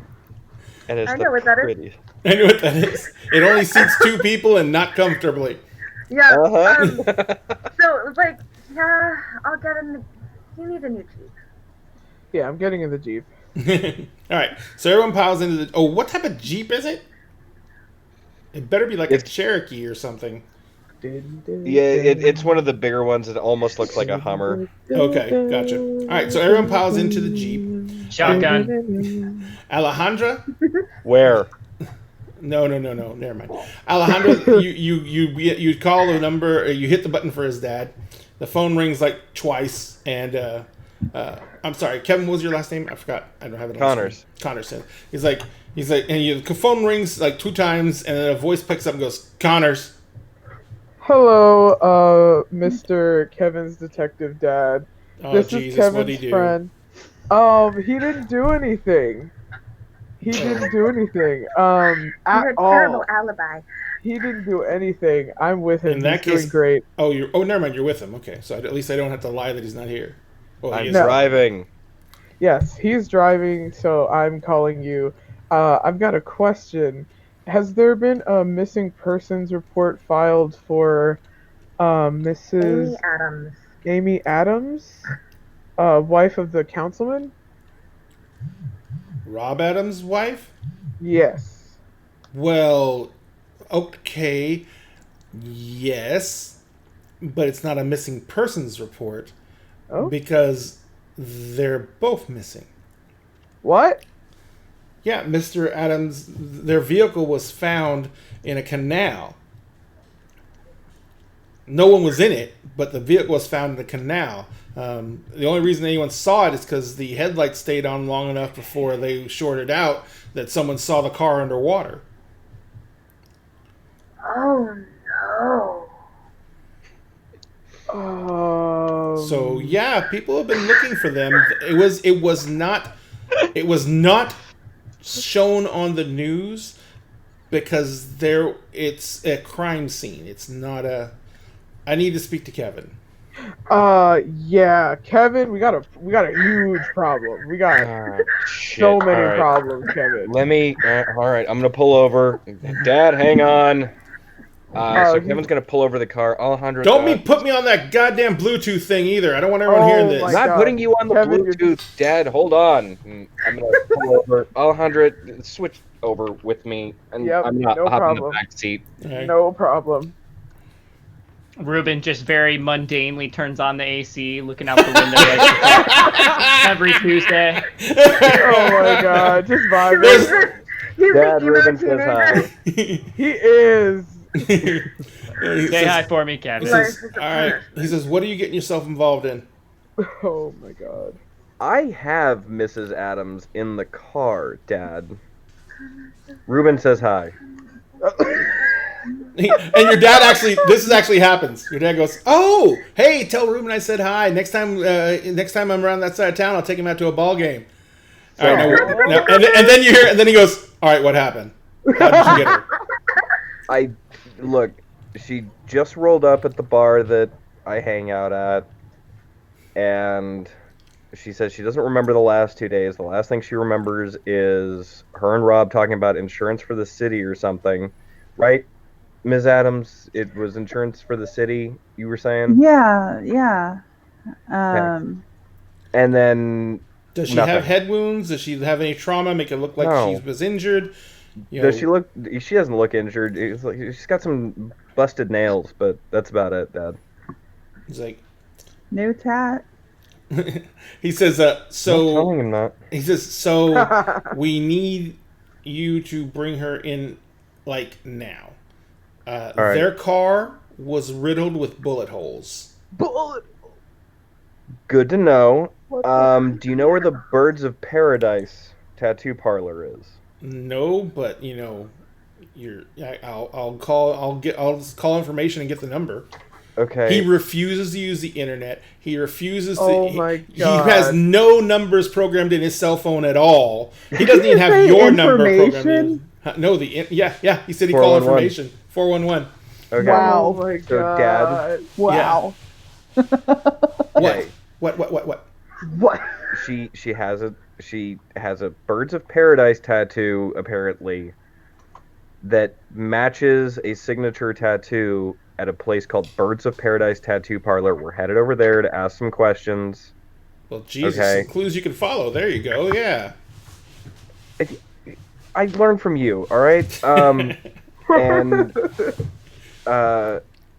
my friend Seth that runs the bar over at Elysium said that he found her at a hotel, but because she's a politician's wife, Where? I'm gonna give him the address. He's like, I'm gonna send a unit over there immediately. Dad, we got to keep this quiet. I know that, but I'm still a cop. That's true. That is true. It's like, I got a pension. Not giving him my pension for this nonsense. Yeah, I know. And if I hadn't gone nuts, I'd have my retirement from the army. I know. I We've talked didn't about say this it. before. I didn't say a thing. You can't. I don't want you getting mad at me this time. I didn't say a thing. I'm That's just fine. saying, you do your 20, you get out, you go get a nice civvy job with that double paycheck, you retire at 40, you buy a fishing boat. I hear this whole spiel. I've heard on the phone quite a few times on our rides, and I'm like, Kevin, it's Yeah. time to wrap things up. Yeah, I'm looking at Ruben. Okay, so Dad, I'll tell you what. I'll meet you at the hotel then. I'm going to run this lead down at the Birds of Paradise, and I'll meet up with you there, and just, you fill me in, I'll fill you in. Okay, I'm doing this as a favor to a buddy. All right. He says, do not get shot. Your mother will be upset. Tell Mom I'll be safe, all right? And I will tell Ruben about the ball game. She made apple pie. She made up. Oh, damn it! All right, It's I'll the one be with there the on crumbly Friday. crust. Oh fuck! I'll be there tomorrow. All right. All right, Dad. All right, I'll talk to you later. Bye. Bye. So the car had bullet holes, guys, and they found it in a canal. So, follow me on this. We think the car had bullet holes, but she's awakened. And Did she explode? Well, no, but your dad's not awakened, right? So Nah, maybe the last I car checked. looked like it had bullet holes, and maybe we should look at the car. Yeah, I'm gonna find out where they found the car when we get to the hotel. He's gonna meet us there after we stop by the Birds of Paradise. Wait. We're working with your dad on this? Technically, he's sending a unit to the hotel. Hang on a second. I thought That Seth just had told doesn't us to do sound this like a good idea. discreetly. I don't Yeah, think bringing in the cops is exactly discreet, Kevin. Well, yeah, but she's a public figure. We probably can't hide it super well. Yeah, and they need to talk to her anyway because they've been looking for her. Oh yeah, Mrs. Adams, your husband's missing too. Yes. They're Okay, so while they're asking messages. questions in the Birds of Paradise, I think you and I are going to go through an acting intensive. How does that sound? Me? No, Amy. Oh, thank God. Not another one. So while I'll he be was there on the with phone you with for this while he was on the phone with his dad, Amy, you started listening to your messages. They're all from your husband's phone. Oh god. The first message is this. Yeah, it's kind of like garbled, and he says you can hear him breathing heavily. You can hear his footsteps. He's obviously running, and he says, He says, I don't know what happened. I don't know what that was. He says, I don't know how you did I don't know how you did what you did. I don't know. He says, but whatever you did, I'm running. I'm doing what you told me to. I'm running. He says, but how did you do that? And then it cuts out. The next message is about 45 minutes later. And it's the sound of your husband's voice again. And he says, I don't know how much time I got. I've been moving for like a while. I don't know how long. He says, it keeps on finding me. I don't know what's going on. Please, I'm going to do what you said. I'm trying to get to places with lots of light.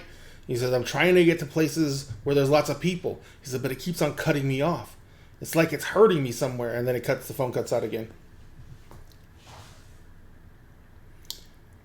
The next 4 messages are just silence for the entire length of the auto message, which is 2 minutes. After that, there is another message, and there's silence for like about 1 minute and 15 seconds. And then there is this strange Right on cue. slithering noise, Oh. and it sounds like something being dragged. It sounds like something being dragged through high grass. Something smooth. And you hear a rasp, and you hear a voice whisper, "You're awake. I'm awake. Come find me. We have a story to finish." And it cuts out. And the next, let's see, This is 8. it's 8. And the Yeah. next, sorry, thank you very much. I'm And taking number yes, notes. you're amazing as always. And the next 4 messages are all very short. The phone calls, the messages are only like 15 seconds each, and not exactly 15 seconds. Like the longest one's 15 seconds, but they're all shorter than that. And the phone calls, and each time there is like maybe a second of staticky silence, and then you hear someone go, "No, no, no," and then someone screams. Male or female? Male. Young or old? Huh? Can't judge. The voice is raspy, hoarse. You can't really judge it. Not young. Definitely an adult man. Has this been playing on speakerphone? Can we all listen to this? No, Or she was just played listening to it. I'm assuming she had the phone up to her ear. Earpiece. Earpiece. You Okay. do not have an earpiece anymore. You were lucky to keep your damn phone in your purse. You said I had my purse. I know. I said you had, which is why you had your phone. Yeah. When you looked for your purse to find your charger, you found a freaking half gram of cocaine. You found a bunch of condoms. You found a what looks like a dead rat. Oh! Ew. And you found a shit ton of McDonald's cheeseburger wrappers. Okay, that's What kind fair. of party were you at? That's fair. That's That's fair. Listen, I will go through a dozen McChickens. Don't try. I do that too, but that's just called thinking. 'Cause that's just Ain't no party like a Mickey D's party because Are we back on the road? Yeah. The tattoo parlor? Yeah, I'm driving now. As she's listening to the last of the messages, you're actually driving up to the tattoo parlor. What is your reaction to hearing all that, Amy?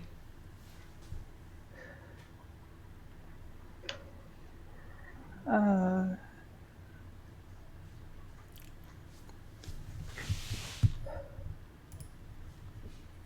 I listened to it again. Which one? All of them. I listened to them again, trying to desperately hear, like turning it up as loud as I can. You know, maybe I'll hear like those calls where there was nothing. Maybe I just didn't have it loud enough. Hey, guy driving. Guy driving. Do you have a? Alejandro, I think he's talking. I think she's talking to you. Oh, I'm Yes? sorry, honey. I didn't know it was driving. For some reason, I thought. I thought. It was originally Kevin, but he had to change over because his dad said he had to Oh. talk. Yeah. Oh, okay. Yeah, I was thinking. I keep wanting to say Chris, but it's not Chris. It's Kevin. Kevin. Sorry, other name. True. It's okay. I get it all the time. Well, Chris is your legal name, so. Yeah. There's a lot of you. I'm Jessica. Trust me, there's tons of me. I'm Caitlin. There's 1,000 of me. One of us. One of One us. of us. And Yes, there's Ms. Adams, what's up? myths. Okay, so everybody in the car knows what's going on, right? I mean, By As much if you as you mean do. by if you mean by the rift, yeah, but we don't know what's going on with your husband. Did you? Yeah, There's nothing? would it be okay if I played my voicemails over the stereo? Because there's like 4 voicemails where I don't hear anything. So I'm wondering if maybe it's just really quiet. Maybe he was whispering.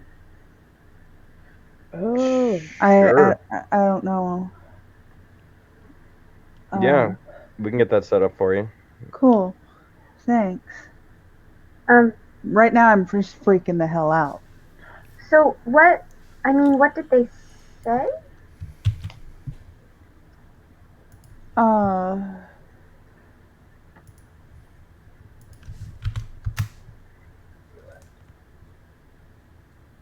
don't even know. What's chasing him? Something's chasing him. Well, just, and I play the messages. So what he said, I heard, everybody heard. Okay. And Excellent. turned up loud the 4 different messages of silence. Turned up loud. Did I hear anything? Heavy breathing. When there's the Dragging. ones where the silence. Yeah.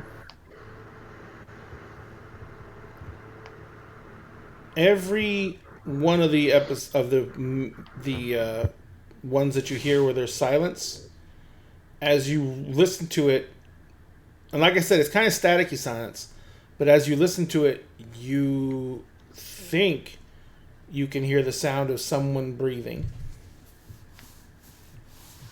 Well, that's creepy. Must have been your husband hiding from whatever was chasing him. Probably When- couldn't talk.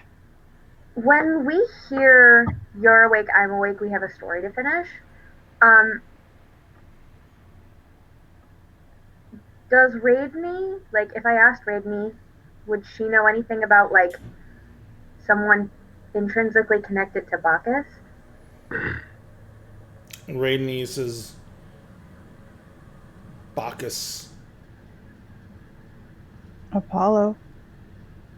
But that, Rainey almost answers her statement in your head, and she says, "But Bacchus and Apollo were not opposites; they were not opposed. They were opposites, but they weren't opposed." Plus, we have Apollo right there, so he's not tracking your husband. Yeah. Yeah. I kind of have a vested interest in making sure your husband is safe if I want to keep my house over my head. So, Yeah.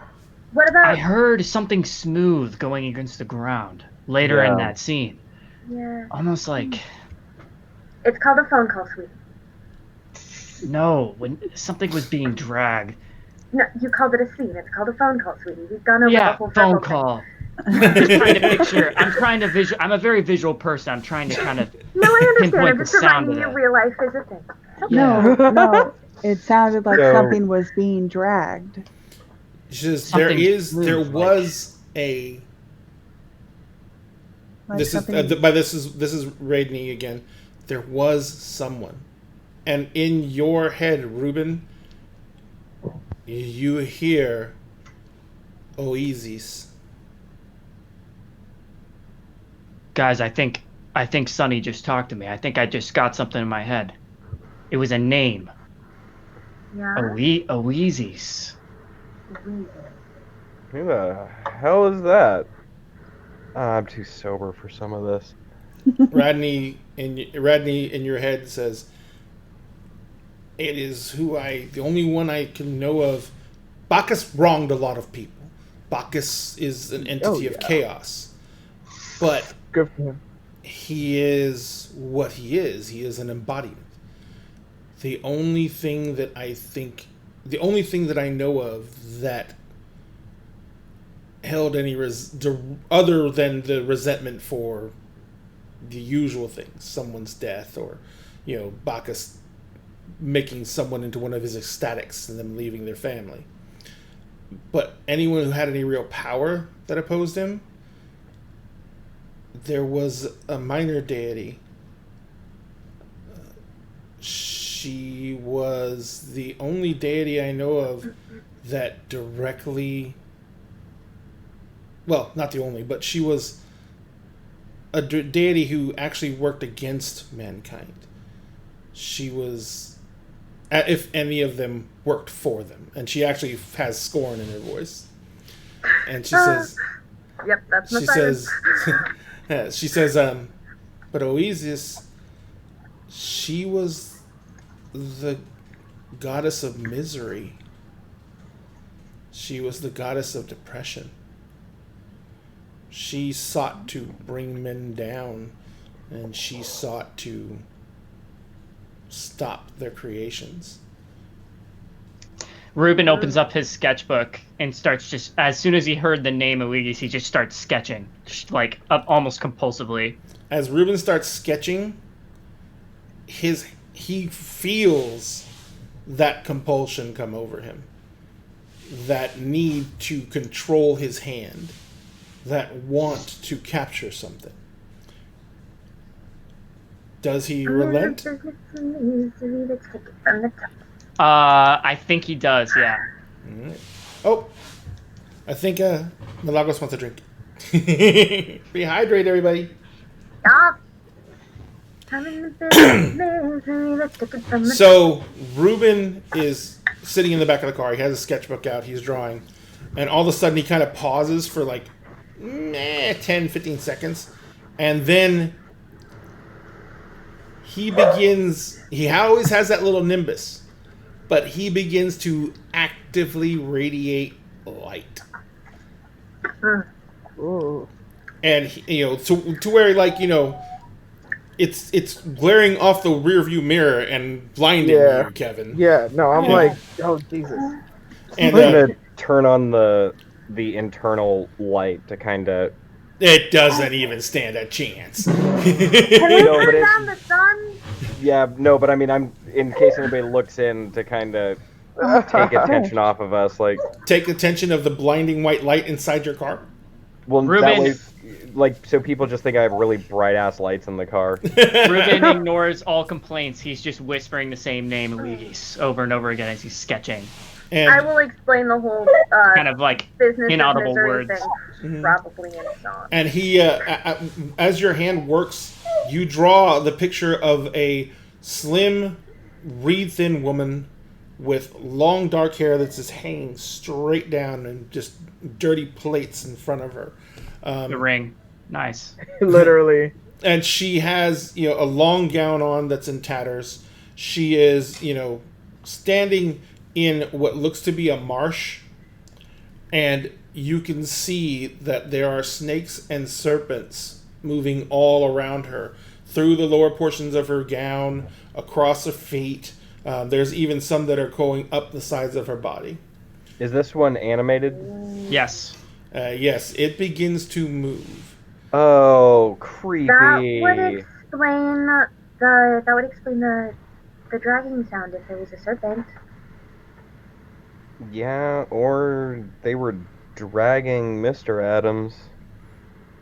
Well, it could be, but it was smoother. I can't check because I'm driving. What is it? Is it the Grinch? Is it like the Grudge or something? Sort of. It's like the Ring, but with snakes. More or Oh less. my god. Creepy, Had all right? these motherfucking snakes get on this motherfucking lady. Yeah. As soon as I'm done with the drawing, do I Yeah. get my senses again? Ruben. Absolutely. And the moment you finish the drawing and it's in full motion, the light disappears and you're back to your normal nimbus. Oh, And good. it only took like 2 minutes for you to do the drawing. He kind of just looks at his sketchbook, kind of stunned. Your hand is actually hurting because of how hard you were gripping the pencil. I shake it out, start clicking my pen anxiously. Yeah, apparently she's a minor goddess of misery and depression. Raid Me says that that was like the person with power that would have disliked, no offense, but the guy in your head. So yeah, it could be that that's the person we're looking for. This is definitely the person we're after. I don't think I would have drawn this if it didn't have some sort of significance. Yeah. But first things first, and he clicks open the sidecar door. I need some regular social attention. Can we go into this tattoo parlor and ask the guy when this tattoo is done? Yep. Yeah. Mrs. Adams, if you would be so kind. After you. So you stop at the tattoo parlor. The first thing you notice is that the sign above the tattoo parlor is a beautiful neon work. It's that bird of paradise on a backdrop. It's surrounded by this bright white neon light, and then the light goes down its tail, and the tail kind of like comes almost down beside the front door entry to the tattoo parlor. And on the sign, it's got in calligraphy, it's got birds of paradise, and and it says Ink Master Sketch, Ink Master Floyd, at your service. So, Allie, Hi. you're the one that knows Skippy here, right? Oh, Skippy- Mountain Dew guy? Yeah. Yeah. Skippy works Yeah. there. So Yeah. Hi, it's a pleasure to meet you. We had a question about whether or not you did a tattoo for one of my friends. See, I've been thinking about getting my own tattoo, a little rebellion, if you don't mind. And I heard that there was this guy who did the most beautiful birds of paradise. I absolutely love birds. So I was wondering if you could tell me who did it. the guy's sitting. He's like sitting in one of the tattoo chairs as you walk in the door, the one closest to the door, and he's got a beanie pulled down like right by his eyebrows. This is the guy you normally wait on, Sonata, and he's got like a very tight beard on his face. Looks like it's very meticulously shaven to have that very tight line, but it's also insanely short.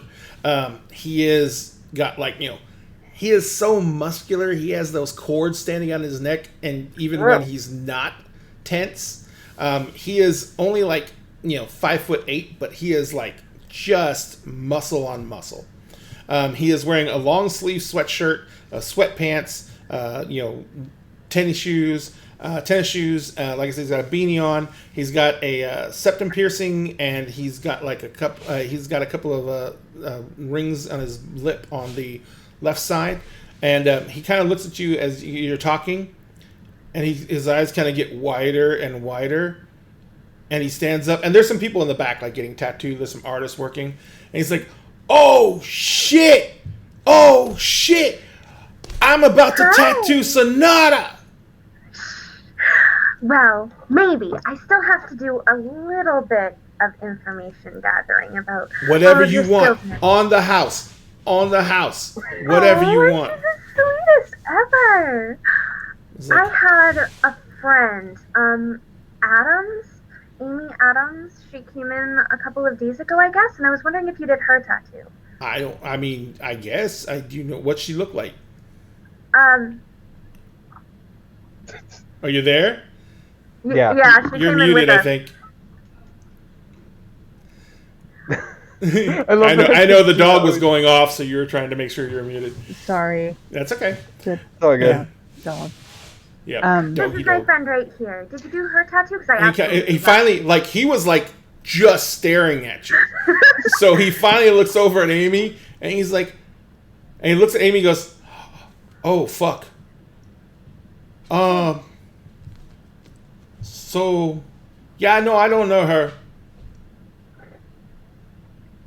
I assume everyone in Sure. he's not alone in here, right? No, like I said, there's another tattoo artist in the back, and he's tattooing a guy who's like laying on his face on the ground. He's like finishing up a huge back piece. So I'm going to burn, or I'm going to use bad cop Okay. to make him talk. All right. So, what is the mechanic for that?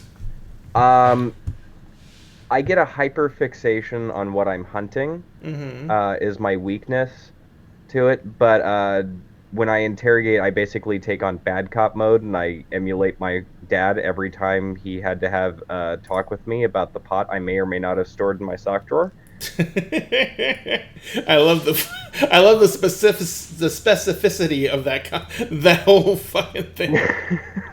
All right. But I'm also going to examine the scene to see if there's anything nearby that I can use to kind of amplify the interrogation. Like, is there, maybe he's not up to code, maybe some of the people aren't as reputable, his attitude, things like that. So what we're going to do is we're going to look at the player moves, because this is obviously something that's taking a risk. So the player moves is, the general player moves are moves like gain an advantage or remedy a disadvantage. That is going to be rolling changing the game. Get something to do, or get someone to do something, which is manipulation's convince. Reduce or avoid an incoming status is face danger. Overcome the opposition is go toe to toe. Harm someone or something that is open to attack is hit with all you've got. Gather any kind of information is investigate or look beyond the mists. Hide yourself from or your motives is sneak around. And perform a dangerous task under pressure is take the risk.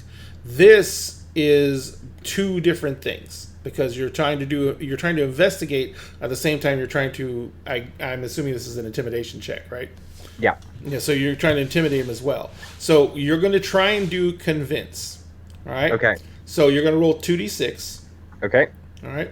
You can either roll that, or you can use a die roller on roll 20 if you have roll 20 up. But if you don't, you can just roll 2d6. Is there a way that I can assist him, since I'm like... You can roll... Where to go?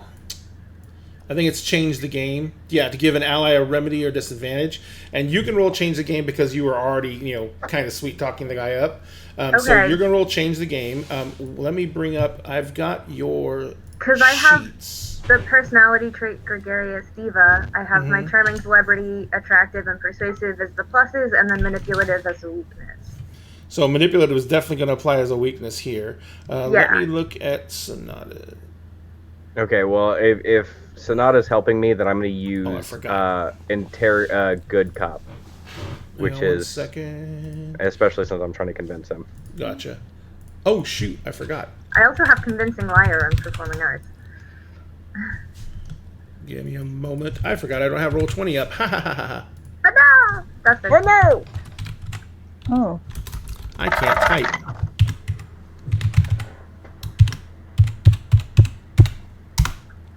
Also, the There we whole go. time that Sonata is charming this guy, Alejandro's like, man, can't do shit. Like,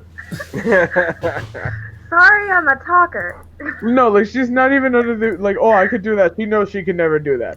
She would just like mom him. She'd be like, "Excuse me, young man, you were gonna answer." Excuse me, young man. Yeah. Doesn't matter if he's older than her. I need you to answer some questions for me.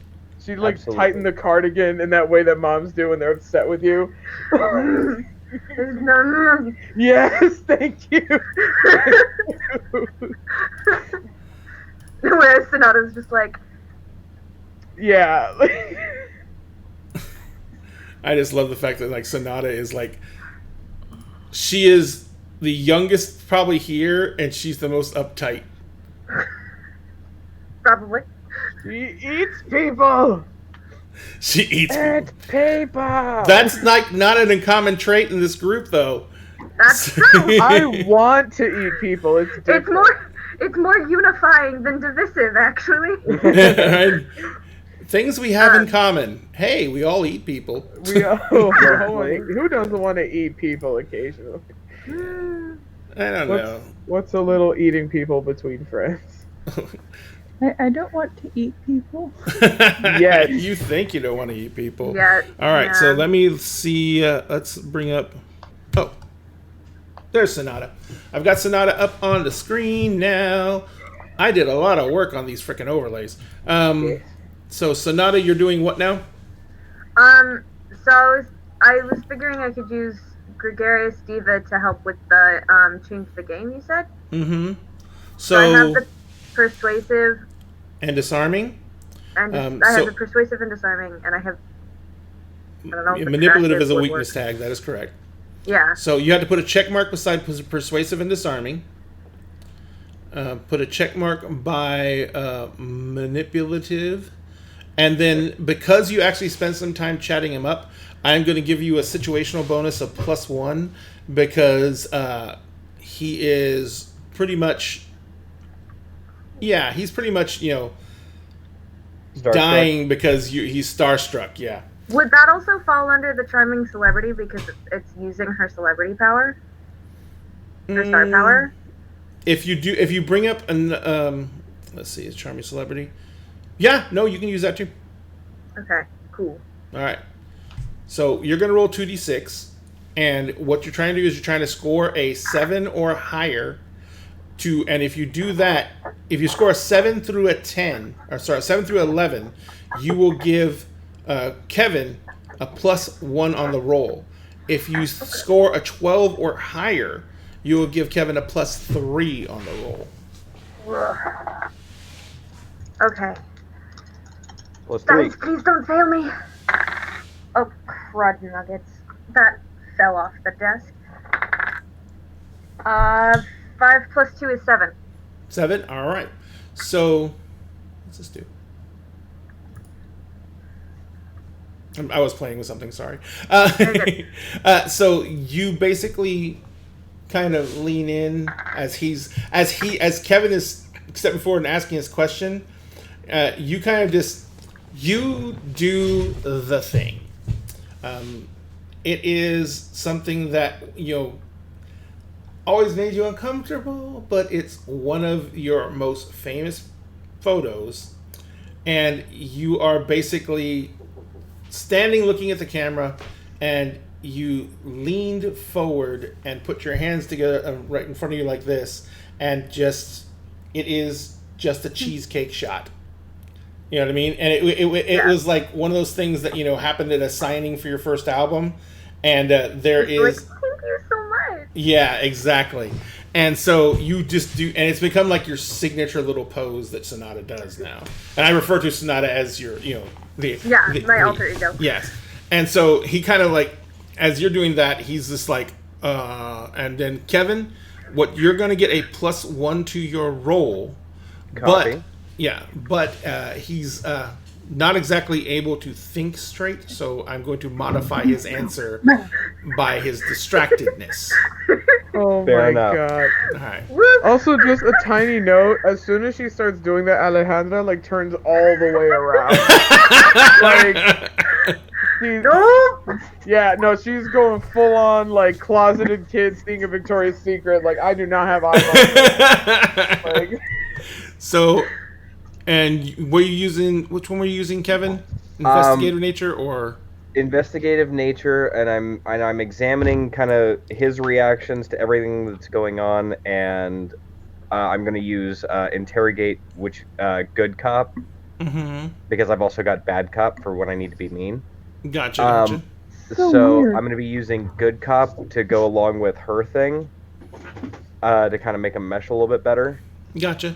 And I am gonna apply a hyperfixation on this because you're basically leaning into your good cop routine so hard that you don't even notice what Sonata's doing. Okay. So you're like kind of like you're leaning into it. You're like doing a whole roar thing, and for some reason it ain't clicking as much because he's almost not registering your presence. Right. Okay. Gregarious celebrity, it's a problem. I rolled it right before Michaela did her roll, before I knew she was helping. Do you want me to re-roll, or do you want me to use the old roll?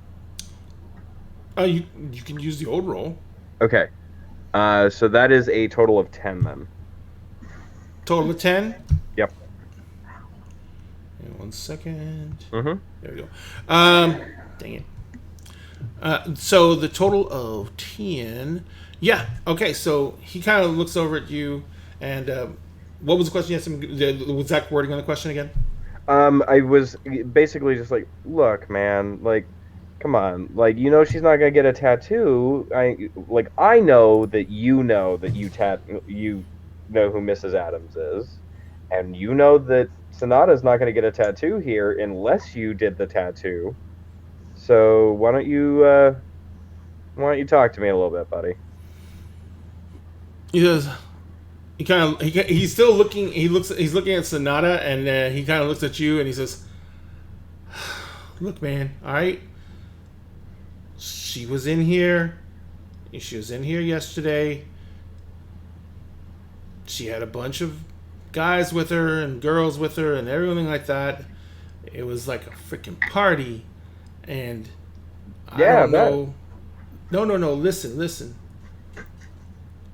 They came in. Everyone got crazy, and I'm not talking like, yeah, we drank or anything like that. Yeah, we party here every now and then, man. But this was crazy. How crazy? I mean, I fall asleep with a bottle of scotch. Are we talking like that crazy, or are we talking like doing blow off the back of a hooker? From the back, you hear a guy. The tattoo gun stops, and the guy gets up, and the other guy in the back gets up and walks up, and he's like, "Is this what you're talking about from the other day?" He's like, "When you were working?" He's like, "Yeah." He's like, "Who the fuck are y'all?" Ruben gives a disarming smile, and he says, "Listen, bro, we're not the fuzz or anything like that. All right." Mrs. Adams, she had too much to drink. We're just trying to help her out. She's just a friend of ours. And I'm going to try to... She had too much to drink. Okay. He says, he's like, you want to see what fucking happened to my shop? Actually, yeah. He's like, fucking come here. And he goes to the back. And there's like a flat screen TV with a little DVD player and everything on it.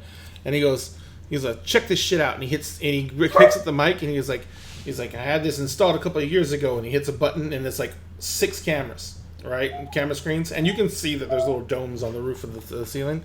He's like, people come in here in all states of mind, man.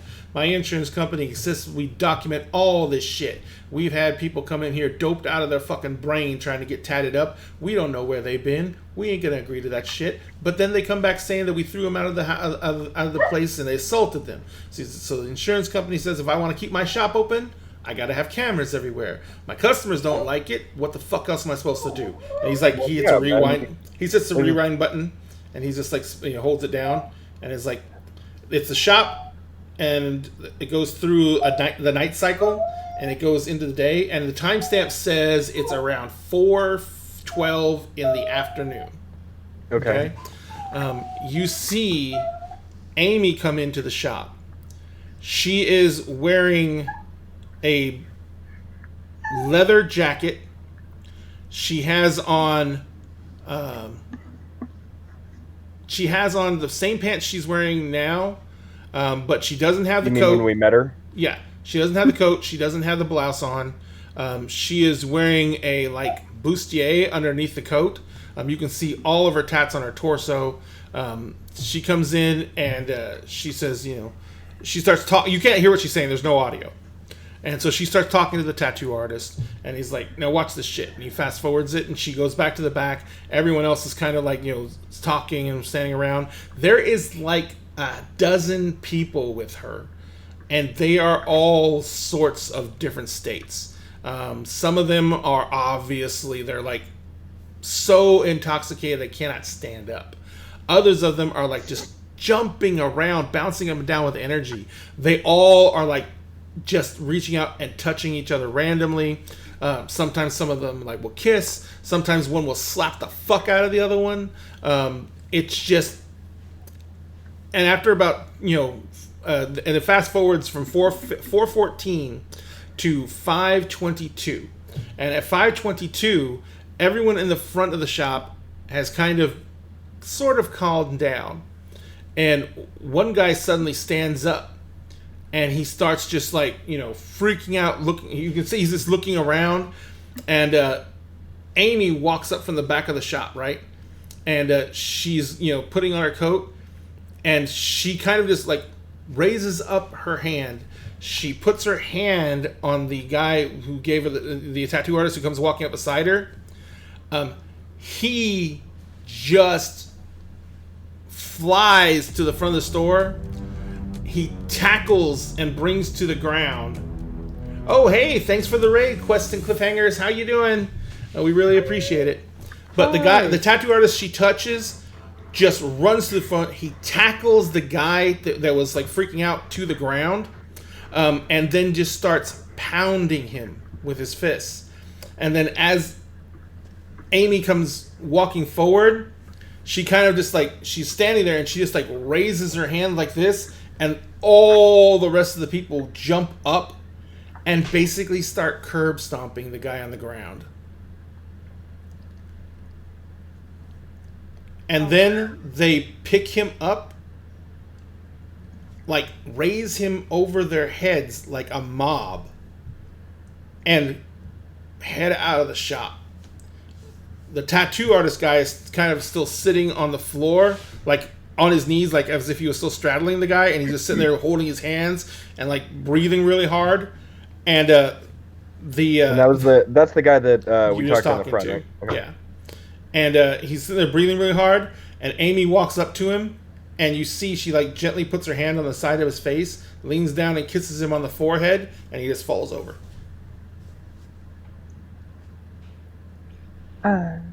So, what's your name, bud? Sketch. Oh wait, are you talking to the guy who you're talking to? Yeah. Skippy? No. Mountain Dew the guy? guy that's showing us the Sketch. security. Sketch. Aw, Yeah. Listen, Sketch. not Mountain Dew guy. How much damage did they do? He's like, that's just it, man. Except to the boy that they took with them, I didn't see him damage shit. I mean, the chair got broke. They didn't even break the door. Yeah. Listen, I'm gonna level with you, man. Obviously, you can't turn that into the insurance company because they're gonna call the cops, and you don't need that kind of heat.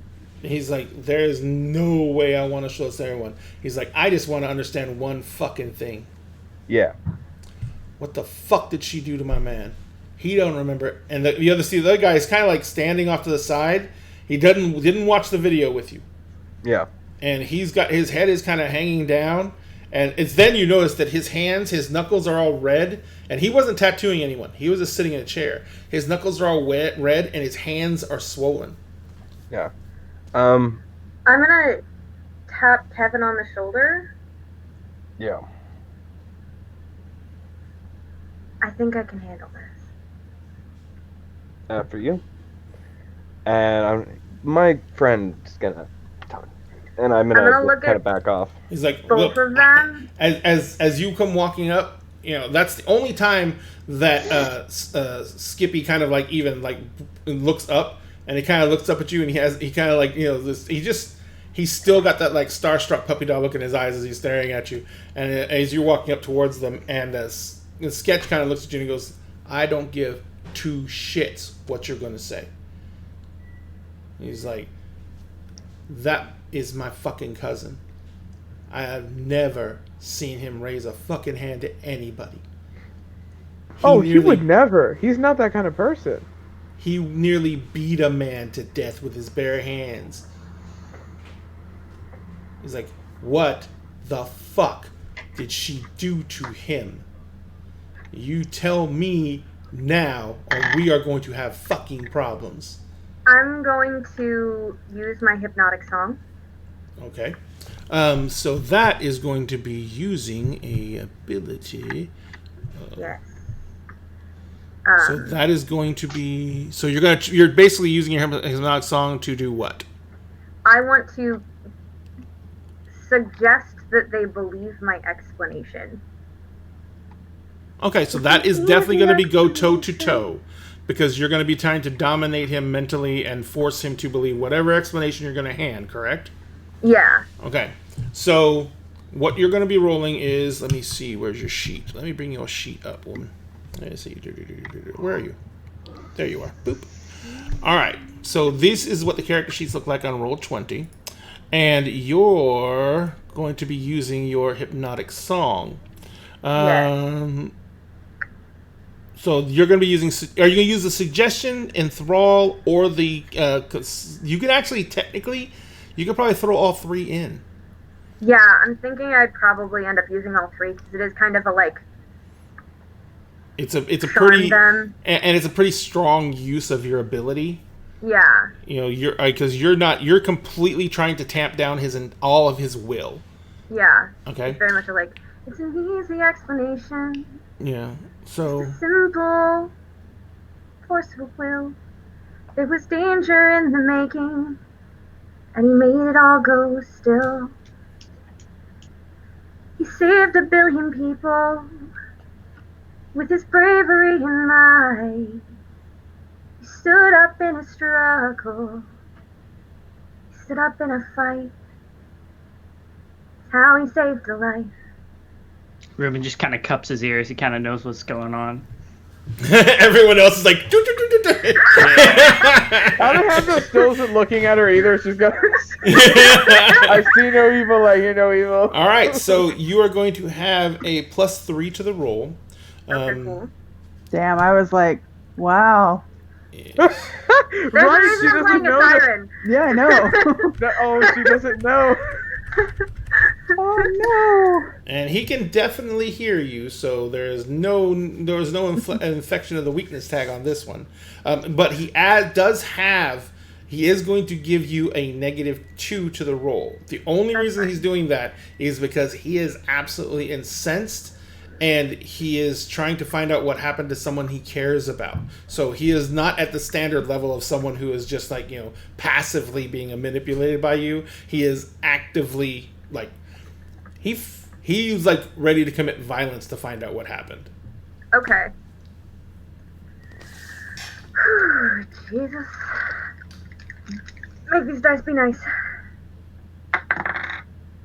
Oh, that's not nice. I don't like that. Oh no. All right. I rolled a 3. Okay, 3. So you have a -2. You had a +3, so you have +1. I rolled 2 ones. I know. Oh, you rolled 2 ones. You rolled 3 total. Yeah, I rolled 3 total. Okay. So you go to I'm suppress gonna die, it's fine. No. You go to suppress his will.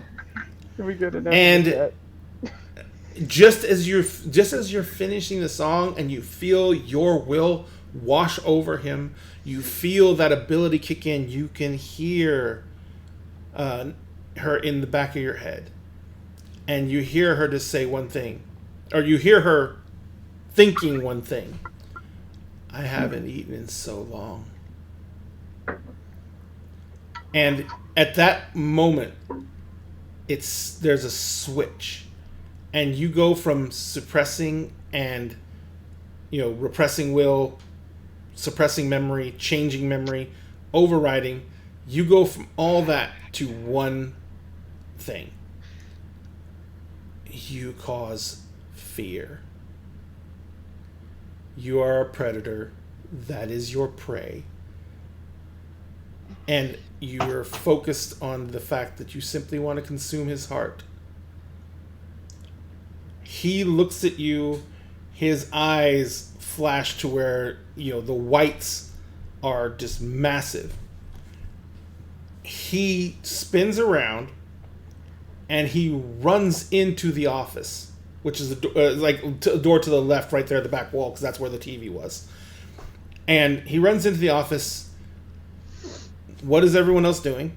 There's no real initiative in this game. We just declare actions, and you guys get to go before anyone else does. As soon as he starts to take off, I'm going to go. I'm going to use my vampiric strength and grab him by the arm and throw him to the floor.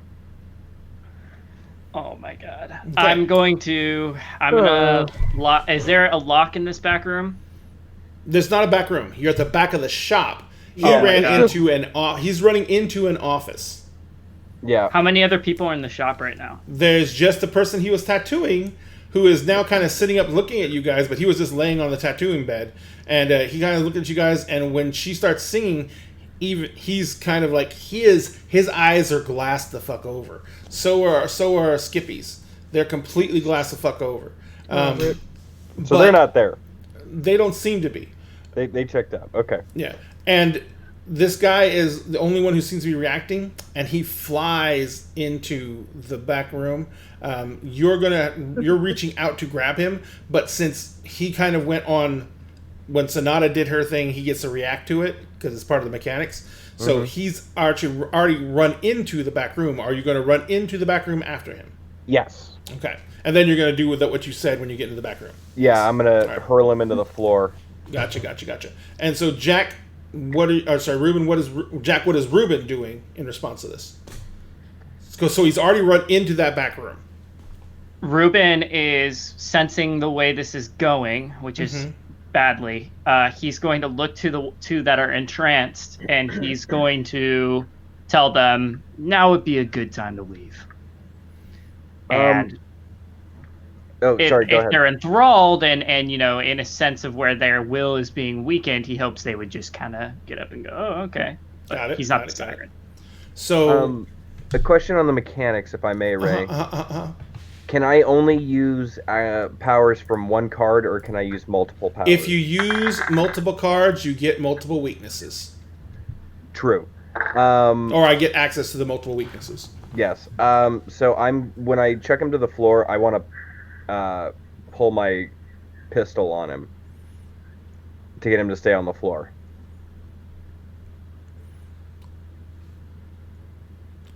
That's going to be a little bit difficult because that's technically two completely separate actions. Okay. The first action is throwing him to the floor. The second action is pulling a gun or something like that. Like, if you pulled the gun and pointed at him, that's one thing. If you threw him to the floor, that's one thing. But you can't do the both in one action. So, I can use the hand-to-hand combat, though. Yes. So, okay. All right. Alejandra, this is all going down in the split of an instant. What are you doing? Help me wreck this dude. What? No, this could be his cousin. I can't do that. It's cousin on cousin violence. I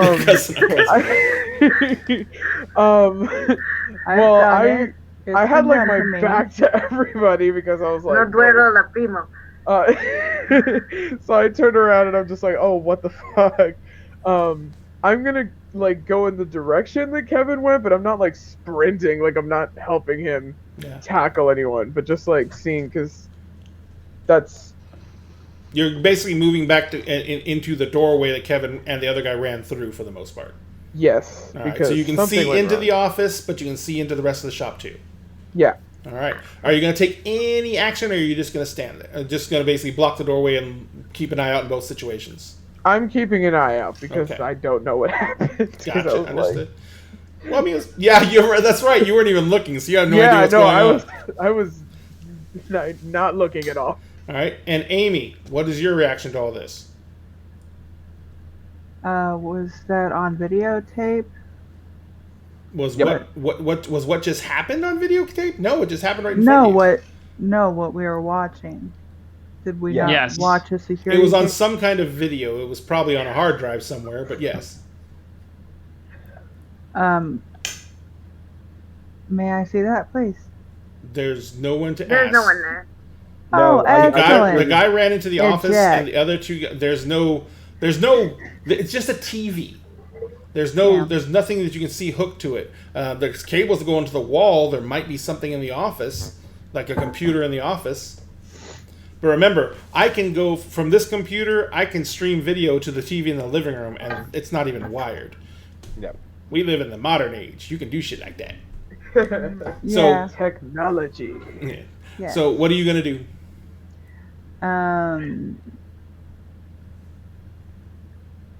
That's what I'm most. Well, actually, I'm freaking out, man. It's been a rough day. Yeah, A absolutely. rough couple of days. It.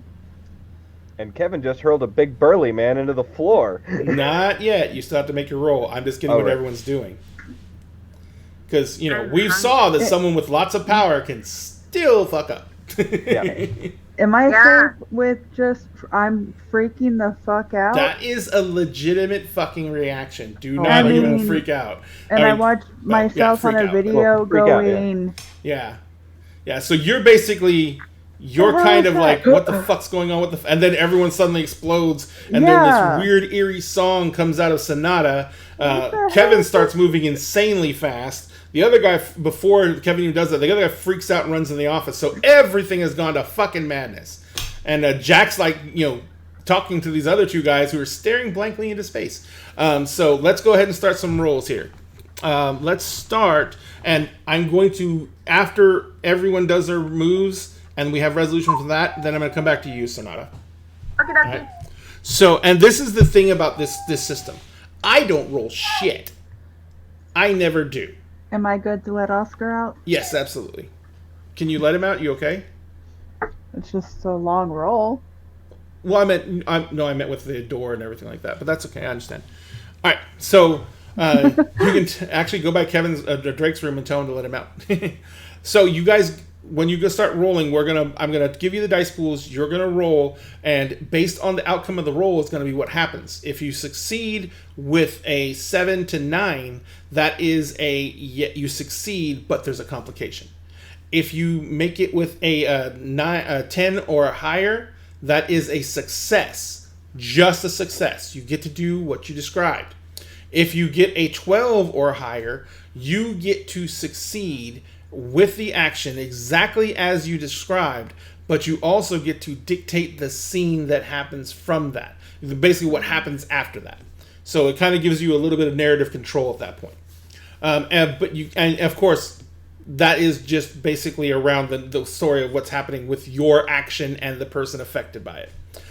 So what we're going to do now is we're going to go with this. So Kevin, you're trying to take this guy down, trying to take him to the game. So you are going to be using the hit with all you've got maneuver. So Copy. you're rolling 2d6. You're going to try and give him a status which is prone. Okay, so what that does is every time you roll to affect him, if this goes off, you will have an additional plus to give because he has a status of prone because he can't really defend himself. He's laying on the ground and you've got his arm. Okay, yeah. So let's go ahead. You got 2d6. Let me bring up your sheet real quick. Yeah. Oops. It doesn't want to come up. I do not know why it does not want to come up. I really gotta fix that. So, there we go. All right, I got you. So, which ability are you using to take him to the ground? I'm using hand-to-hand combat and vampiric strength. So, Two combat and cards. infiltration and angel vampire hybrid. Gotcha. And for the hand-to-hand combat, you just got off a really fucking shitty phone call with your dad, where he once again, just made you freaking annoyed, pissed off. You can feel Fangs. He is boiling up. He doesn't like these indignations that you have to suffer any more than you do because he's trapped in here with you. Yeah. You can feel him starting to affect your attitude. You want to take out your anger on this guy. You are feeling vengeful. So you're definitely going to have that negative tag. Would tactical training apply as well? I'm just curious. Not really. Tactical training is more for actual, how am I going to get into that building where there's 5 guys shooting at me? You know what I mean? I need to assess the situation, apply tactics, and then utilize the strategy I've devised. Yeah, this was a little too fast. Yeah. And so, but you do get your vampiric strength with no modifier on it. Okay. So that's a +2, -1, so it's an overall +1. Got it. So Rolling. roll 2d6. That is a 7. 7. Which a plus? That's with the +1 or not? That is with the +1. Okay, that's a 7. So that's still a success. So you go in. He goes into the room. You go into the room after him. He grabs the desk, and the desk is in there. And he rips a drawer open. Just as you grab him and spin him around, take him to the ground, he's still holding the drawer. The drawer spins around and flies. And out of the drawer, a silver-plated .45 flies out, hits a couch, bounces off, and slides across the floor. It is within his arm's reach. But you do have him pinned to the ground. So if he tries to go for it or anything like that, you can at least control him a little bit. So that'll give you a bonus on that situation. Jack, you are trying to get these guys to leave. So you are basically going to be utilizing the maneuver Convince. Now you are going to have a big plus because they are enthralled. So that enthralled, because of the degree of Sonata's roll, because the negative rolls don't just mean you fail. Negative rolls mean your power may have worked frickin' perfectly, but it didn't work the way you intended. Right. So these two guys, just because they weren't the focus of Sonata's song, they're not like being forced into a rage or fear, but they are enthralled by her song. So you will have an automatic +1 to your roll for them being enthralled. So what type of skills are you going to attempt to use to get these guys to listen to you?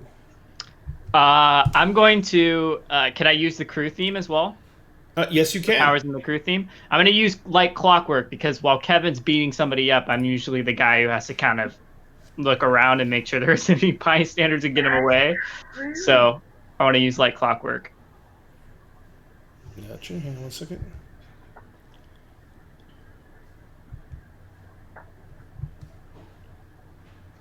I'm trying to make this work. I don't know why it's not working. I gotta fix this thing. Morale's not a negative in this situation.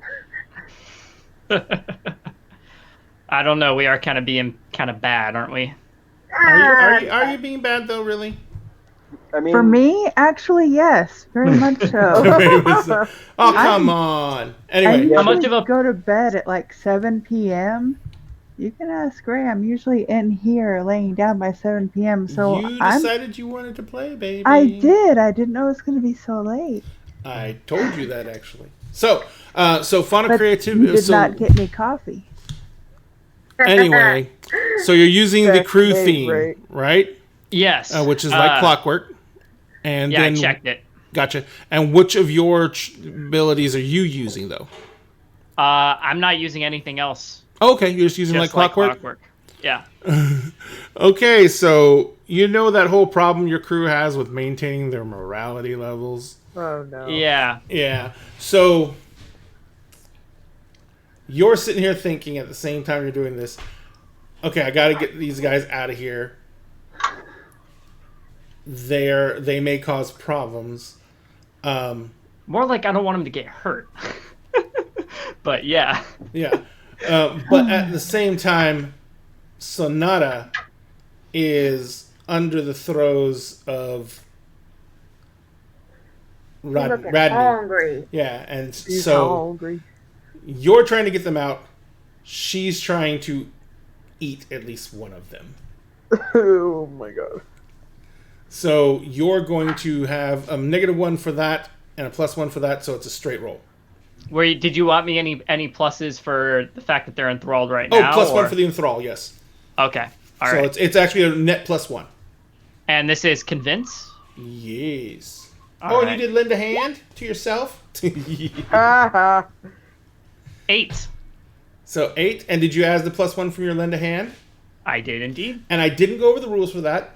Just real quick, normally those are for D&D, but we do use a lend a hand for any post Powered by the Apocalypse games. Lend a hands can, if your cast, can only be used for other cast members. Can't use it for yourself. But lend a hands will add +1 to any roll. Anyone can do it, and they can also, because of the nature of this situation, they can also be used in reverse. People in the crowd can give -1s. Oh no. Who's helping me with this again? I'm sorry. I don't think it was anyone helping. No one was helping you with it. Technically, he was sort of helped by my enthrall. Oh, that's Yeah. where the lend a hand is coming from. Okay, gotcha. Yeah, 'cause- All right, yeah, it's an 8. Yeah. So that is an 8 total. So you basically, they both kind of stand, well, they're already standing. They kind of just start walking and turning towards the door. As they're moving out towards the door, you just told them to leave, right? Yeah, I just told them to leave the store. Yeah. So they get up and they start moving towards the door. They're moving at a normal pace. They're not like going super slow. As they're moving towards the door, you see Sonata she is obviously trying to maintain control, but she is like just moving behind Skippy. Oh no, she's moving behind the guy who was getting the tattoo. And she is just like walking up behind him, and she's every step is like an agony, like she's just fighting through it. No. So no. I can scoop her up. She weighs nothing. You are at the back of the I will store. literally just pick her up and be like, nah. You are currently at the back of the store. So Alejandra, your move was to move to the doorway. When you turn around from the back of the store and look at the doorway, you see the two guys starting to walk towards the exit. You see Sonata is moving towards them, and because you can see through mist, you see that her hands have formed into giant eagle talons. Oh, no. Can I go back over to And you see that through where her hair, her normally gorgeous style hair, there are feathers poking out everywhere. No, we do not. No, we don't eat people. Not with cameras. So you can't. Not with cameras. Not with cameras.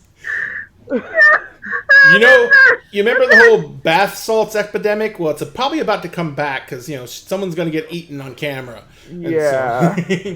So, Amy, you start just freaking out, of course, because just like you were just scared by whatever just happened in your room.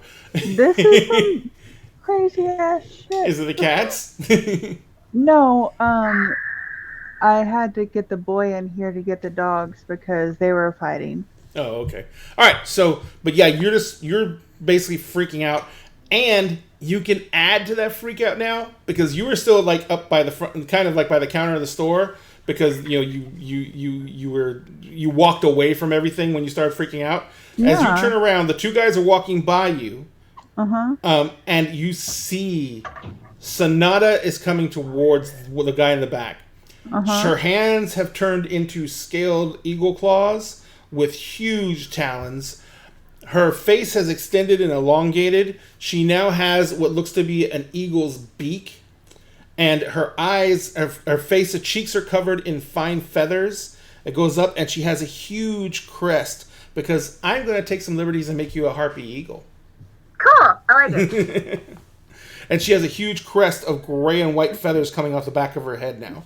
And she is just absolutely... But you can see that her movement is weird, because it's like she reaches and then she pulls back. She reaches and she pulls back. But, there is just hunger in her eyes, in her now very avian eyes. And I'm hungry like an eagle. I really want to calm her shit down. But you're going to do that on your reaction. Yeah. So, Sonata, we come back to you.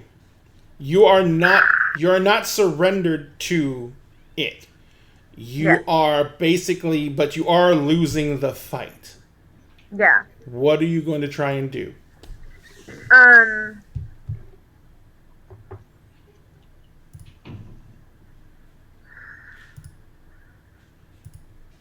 Can I compromise with Raid Me? She is not in that mindset at all.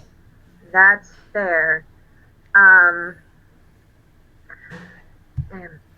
I don't have You've felt her like this before? Like when the very few times you've been just overtaken with her hunger? And you felt this before? This is primal. There's not much talking with her right now. Yeah.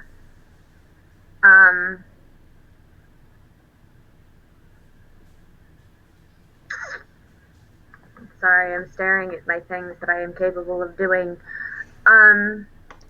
There is something you can do. because there is a thing called game. There's called change the game. It lets you shake off a negative effect. So you can use that to try and put her back in place, suppress her, contain her. Yeah, can I try to do that with just willpower? Because I'm looking at my cards and I'm thinking about it. She's trying to take me over, and I've just won my independence. Would independence from my awakening help with this? Let me see. Because I gained a need for independence from my awakening. Is that on one of your cards? Oh, yeah, awakening. on awakening, it's the yes, first thing. Yes. You can definitely use that from your awakening. And I don't think your weakness tag would apply because everyone knows this secret. Yeah. Yeah, this everyone in the room knows this.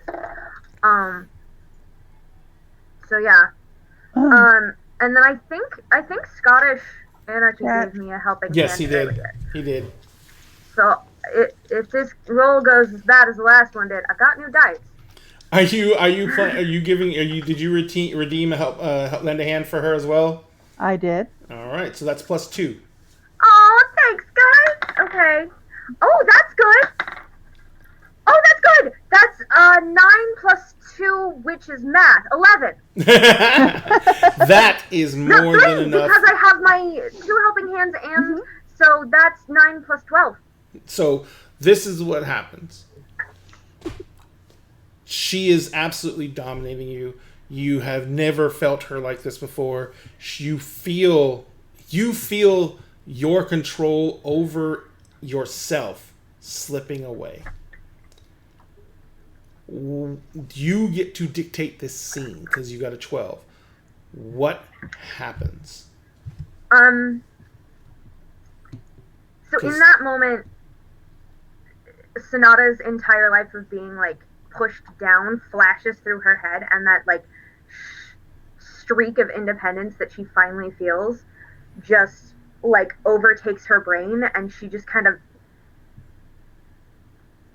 commands essentially her entire body just like stop, and she just has that power inside of herself for the first time in a long time, something that she's learning to do, and just like almost shuts the siren down for a couple of minutes.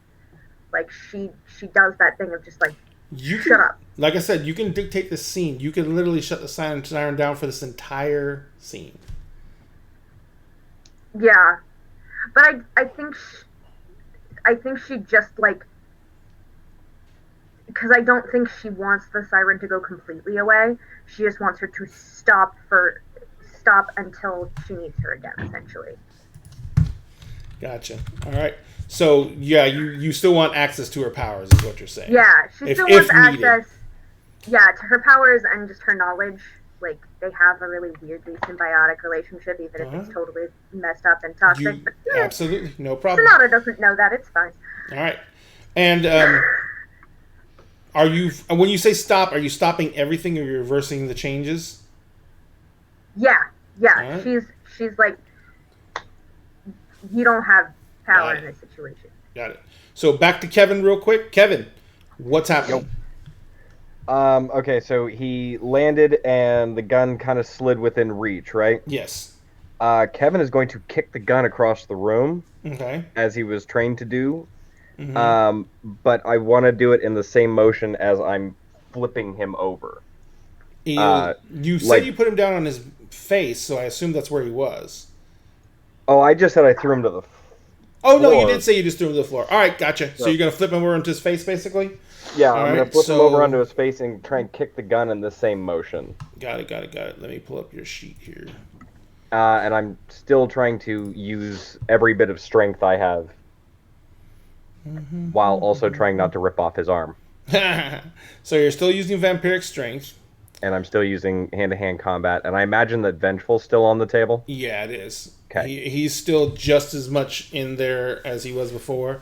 In fact, he is now he's even madder because this guy is trying to kill you, which is bad enough, but he's also, he could hurt Alejandra, who is standing in the doorway.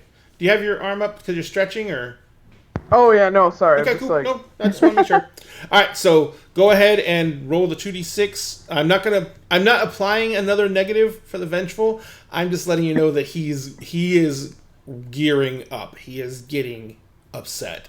Yeah. Really bad. Do I get a plus for the prone? Yes, because that's a prone status. Okay. So you have a total net of what, +2? Should be. Yeah. So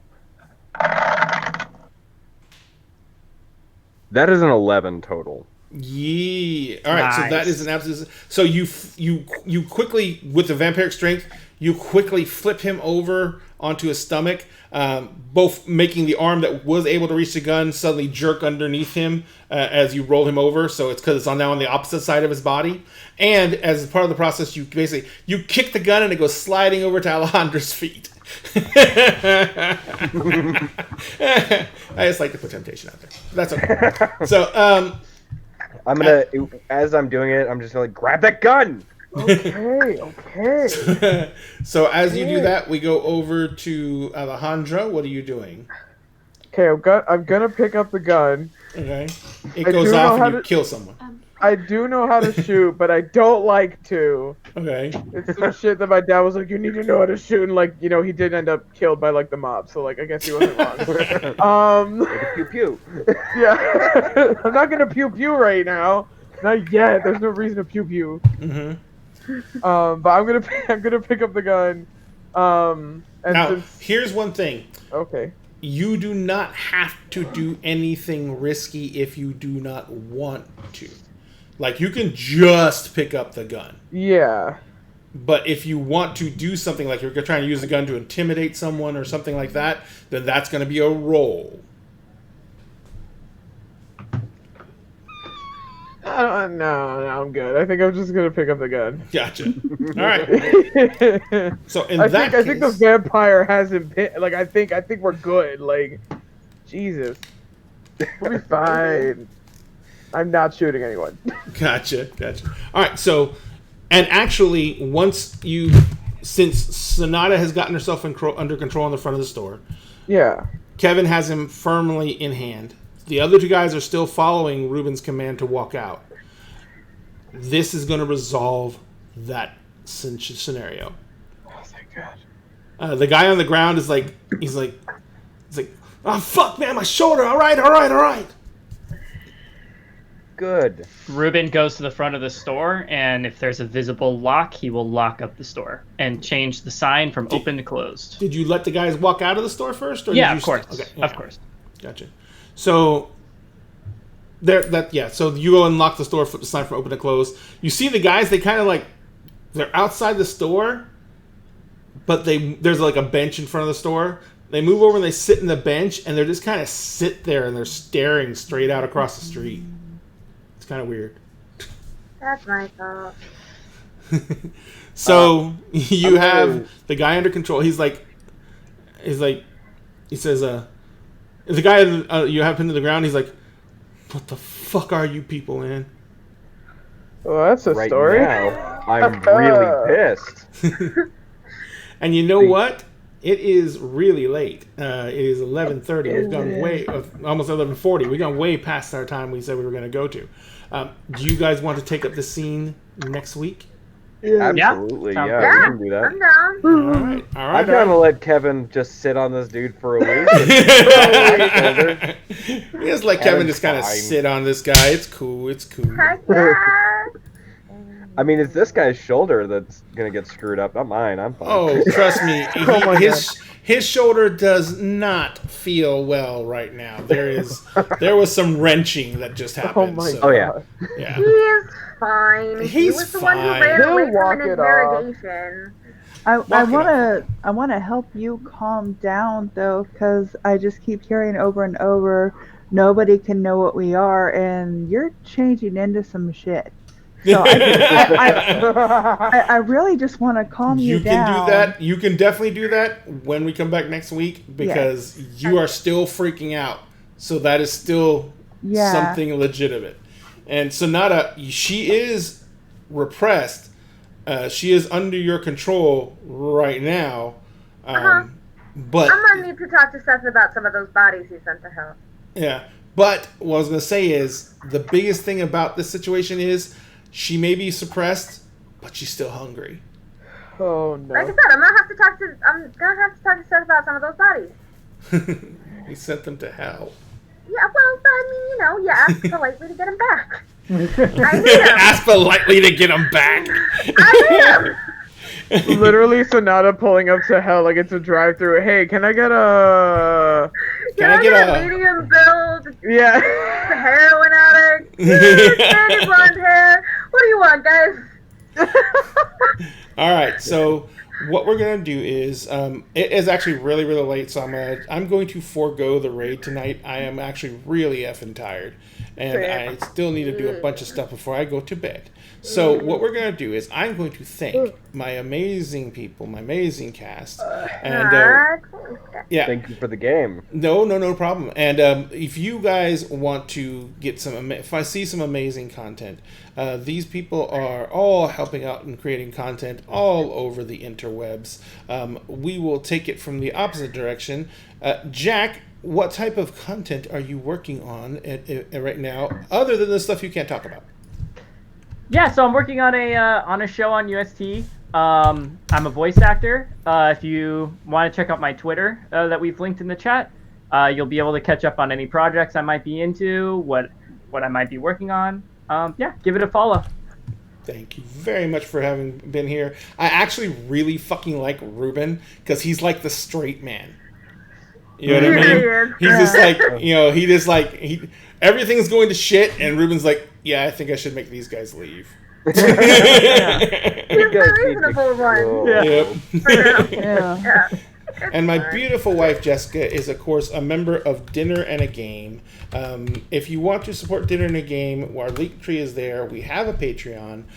We have actual merch. We have shirts. We have hats. We have pillows. You know what? We have socks now. I finally managed to remember to put socks on the store. So we have socks. You get one pair. I don't get it. But you can have our socks. So we have all kinds of branded merch. We are also working with our in-house artists to start creating some custom tees. So we will be looking at that and trying to make that happen. And you can also go and follow us on our Discord, which is also in our link tree. This is where everyone from all of our casts are active members of. If you have any questions for them, we have an Ask the Cast channel. If you want to talk about anything particular that happened in any of the shows, each one of the shows has its own channel. And if you ever want to participate in our show Dinner Conversations, which I'm actually going to cancel this week because I'm freaking trash from the week I had. So I'm going to post that up tomorrow night, but I didn't even think of a topic this week. It has been rough. So I'm going to take a mental health night. Good. Do it. As you should. But if you ever wanted to participate in Dinner Conversations, it's a show that we normally run on the opposite Friday from the Lab Experiments and Gaming show, where we tackle concepts and topics that are relevant to the gaming community. So, and like the last show we did, we talked about the Matt Mercer effect.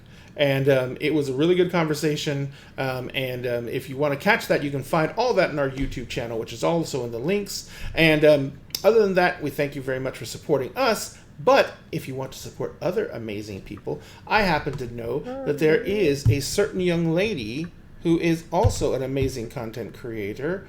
Michaela, would you like to tell people what you are up to? Hi, yeah, so, I am the DM for UST, like we said. I mentioned I have Stormrunner. It's gonna be posting up episodes pretty soon here. I'll get links up to that when I can. And I also do metagaming. I'm doing this show, obviously. So yeah, lots of fun and exciting things on the menus. If you need a good voice actor or singer. Oh, and can I tell them about the project? Which one? The one that I'm working on with Tony? Yeah, absolutely. So, if you noticed, I am a bit of a singer. and because I'm playing a siren. One of our other castmates, Tony, and I are actually working on producing and releasing a theme song for UST. So that is currently in the works and being instrumentals are being made. I wrote the lyrics, and that should be releasing any day now or any week now. So hopefully, very soon here we'll have a theme song. Miss Michaela. Yeah. You know, Dinner and a Game, we really like artists and we support them heavily by you know. I don't think patronizing is the right term. I was gonna say it too, but Commissioning? well, I was gonna say commissioning. If you and Tony would like to get together some other time and we can discuss it. Patron. Yeah, I'm a patron. Patron. I'm a patron of the arts. Yay! Patronage. Yeah. Yeah. But yeah, heck yeah. So I actually have written songs for people in the past and love getting paid to write songs. Because I would love to stop having to, worry about DCMA strikes from the artists I attribute from right now, because they're all licensed, and I put the licenses up, but 90% of the time when the video goes up on YouTube, whack. Yeah. I'm not great at instrumental. I am great at lyrics and vocalizations, but the cool thing about vocalizations is you can do lyrics or you can just do ah. That's true. Ah sounds really pretty if you do it the right way. Absolutely. So, and also, speaking of amazing creators, if you guys haven't seen Milagros' ability amazing to organize and create out of the chaos that we weave, you have no freaking idea. Milagros, would you like to tell people where you can be found on the interwebs? Yes, right now I am active on Twitch. I'm streaming 3 days a week. I mean, not today because it was my little sister's graduation, which is pretty important. Congratulations. Yeah, she's amazing. But I am going to be streaming on Twitch 3 times a week, showing how I create my database, how I create maps, and basically how I build out ideas, build worlds, characters, and all that stuff. I am starting my YouTube channel soon. I'm scripting videos right now where I basically, one of the series I'm starting with is books that taught me more than my bachelor's degree, because I am going to be a college senior. And now I can actually say, yes, there are some books I read during my gap year and since that literally taught me more than my bachelor's degree. Don't go to college for writing. Listen to me. So I am also active on TikTok. My TikTok's pretty chaotic, but it's fun. I have a lot of fun. I think the last video I posted was just me crying over Kingdoms of Mist last night. So if you want to see me cry, go to my TikTok. But yeah, I'm going to have a lot more stuff, but I'm starting with Twitch, YouTube, and TikTok. There you go. And of course, Chris, Jack, and Michaela are all members of our sister channel, Unusually Serious Turn, where they create amazing content both together and apart. So, Chris, would you like to tell us about the wonderful channel you put together? Absolutely.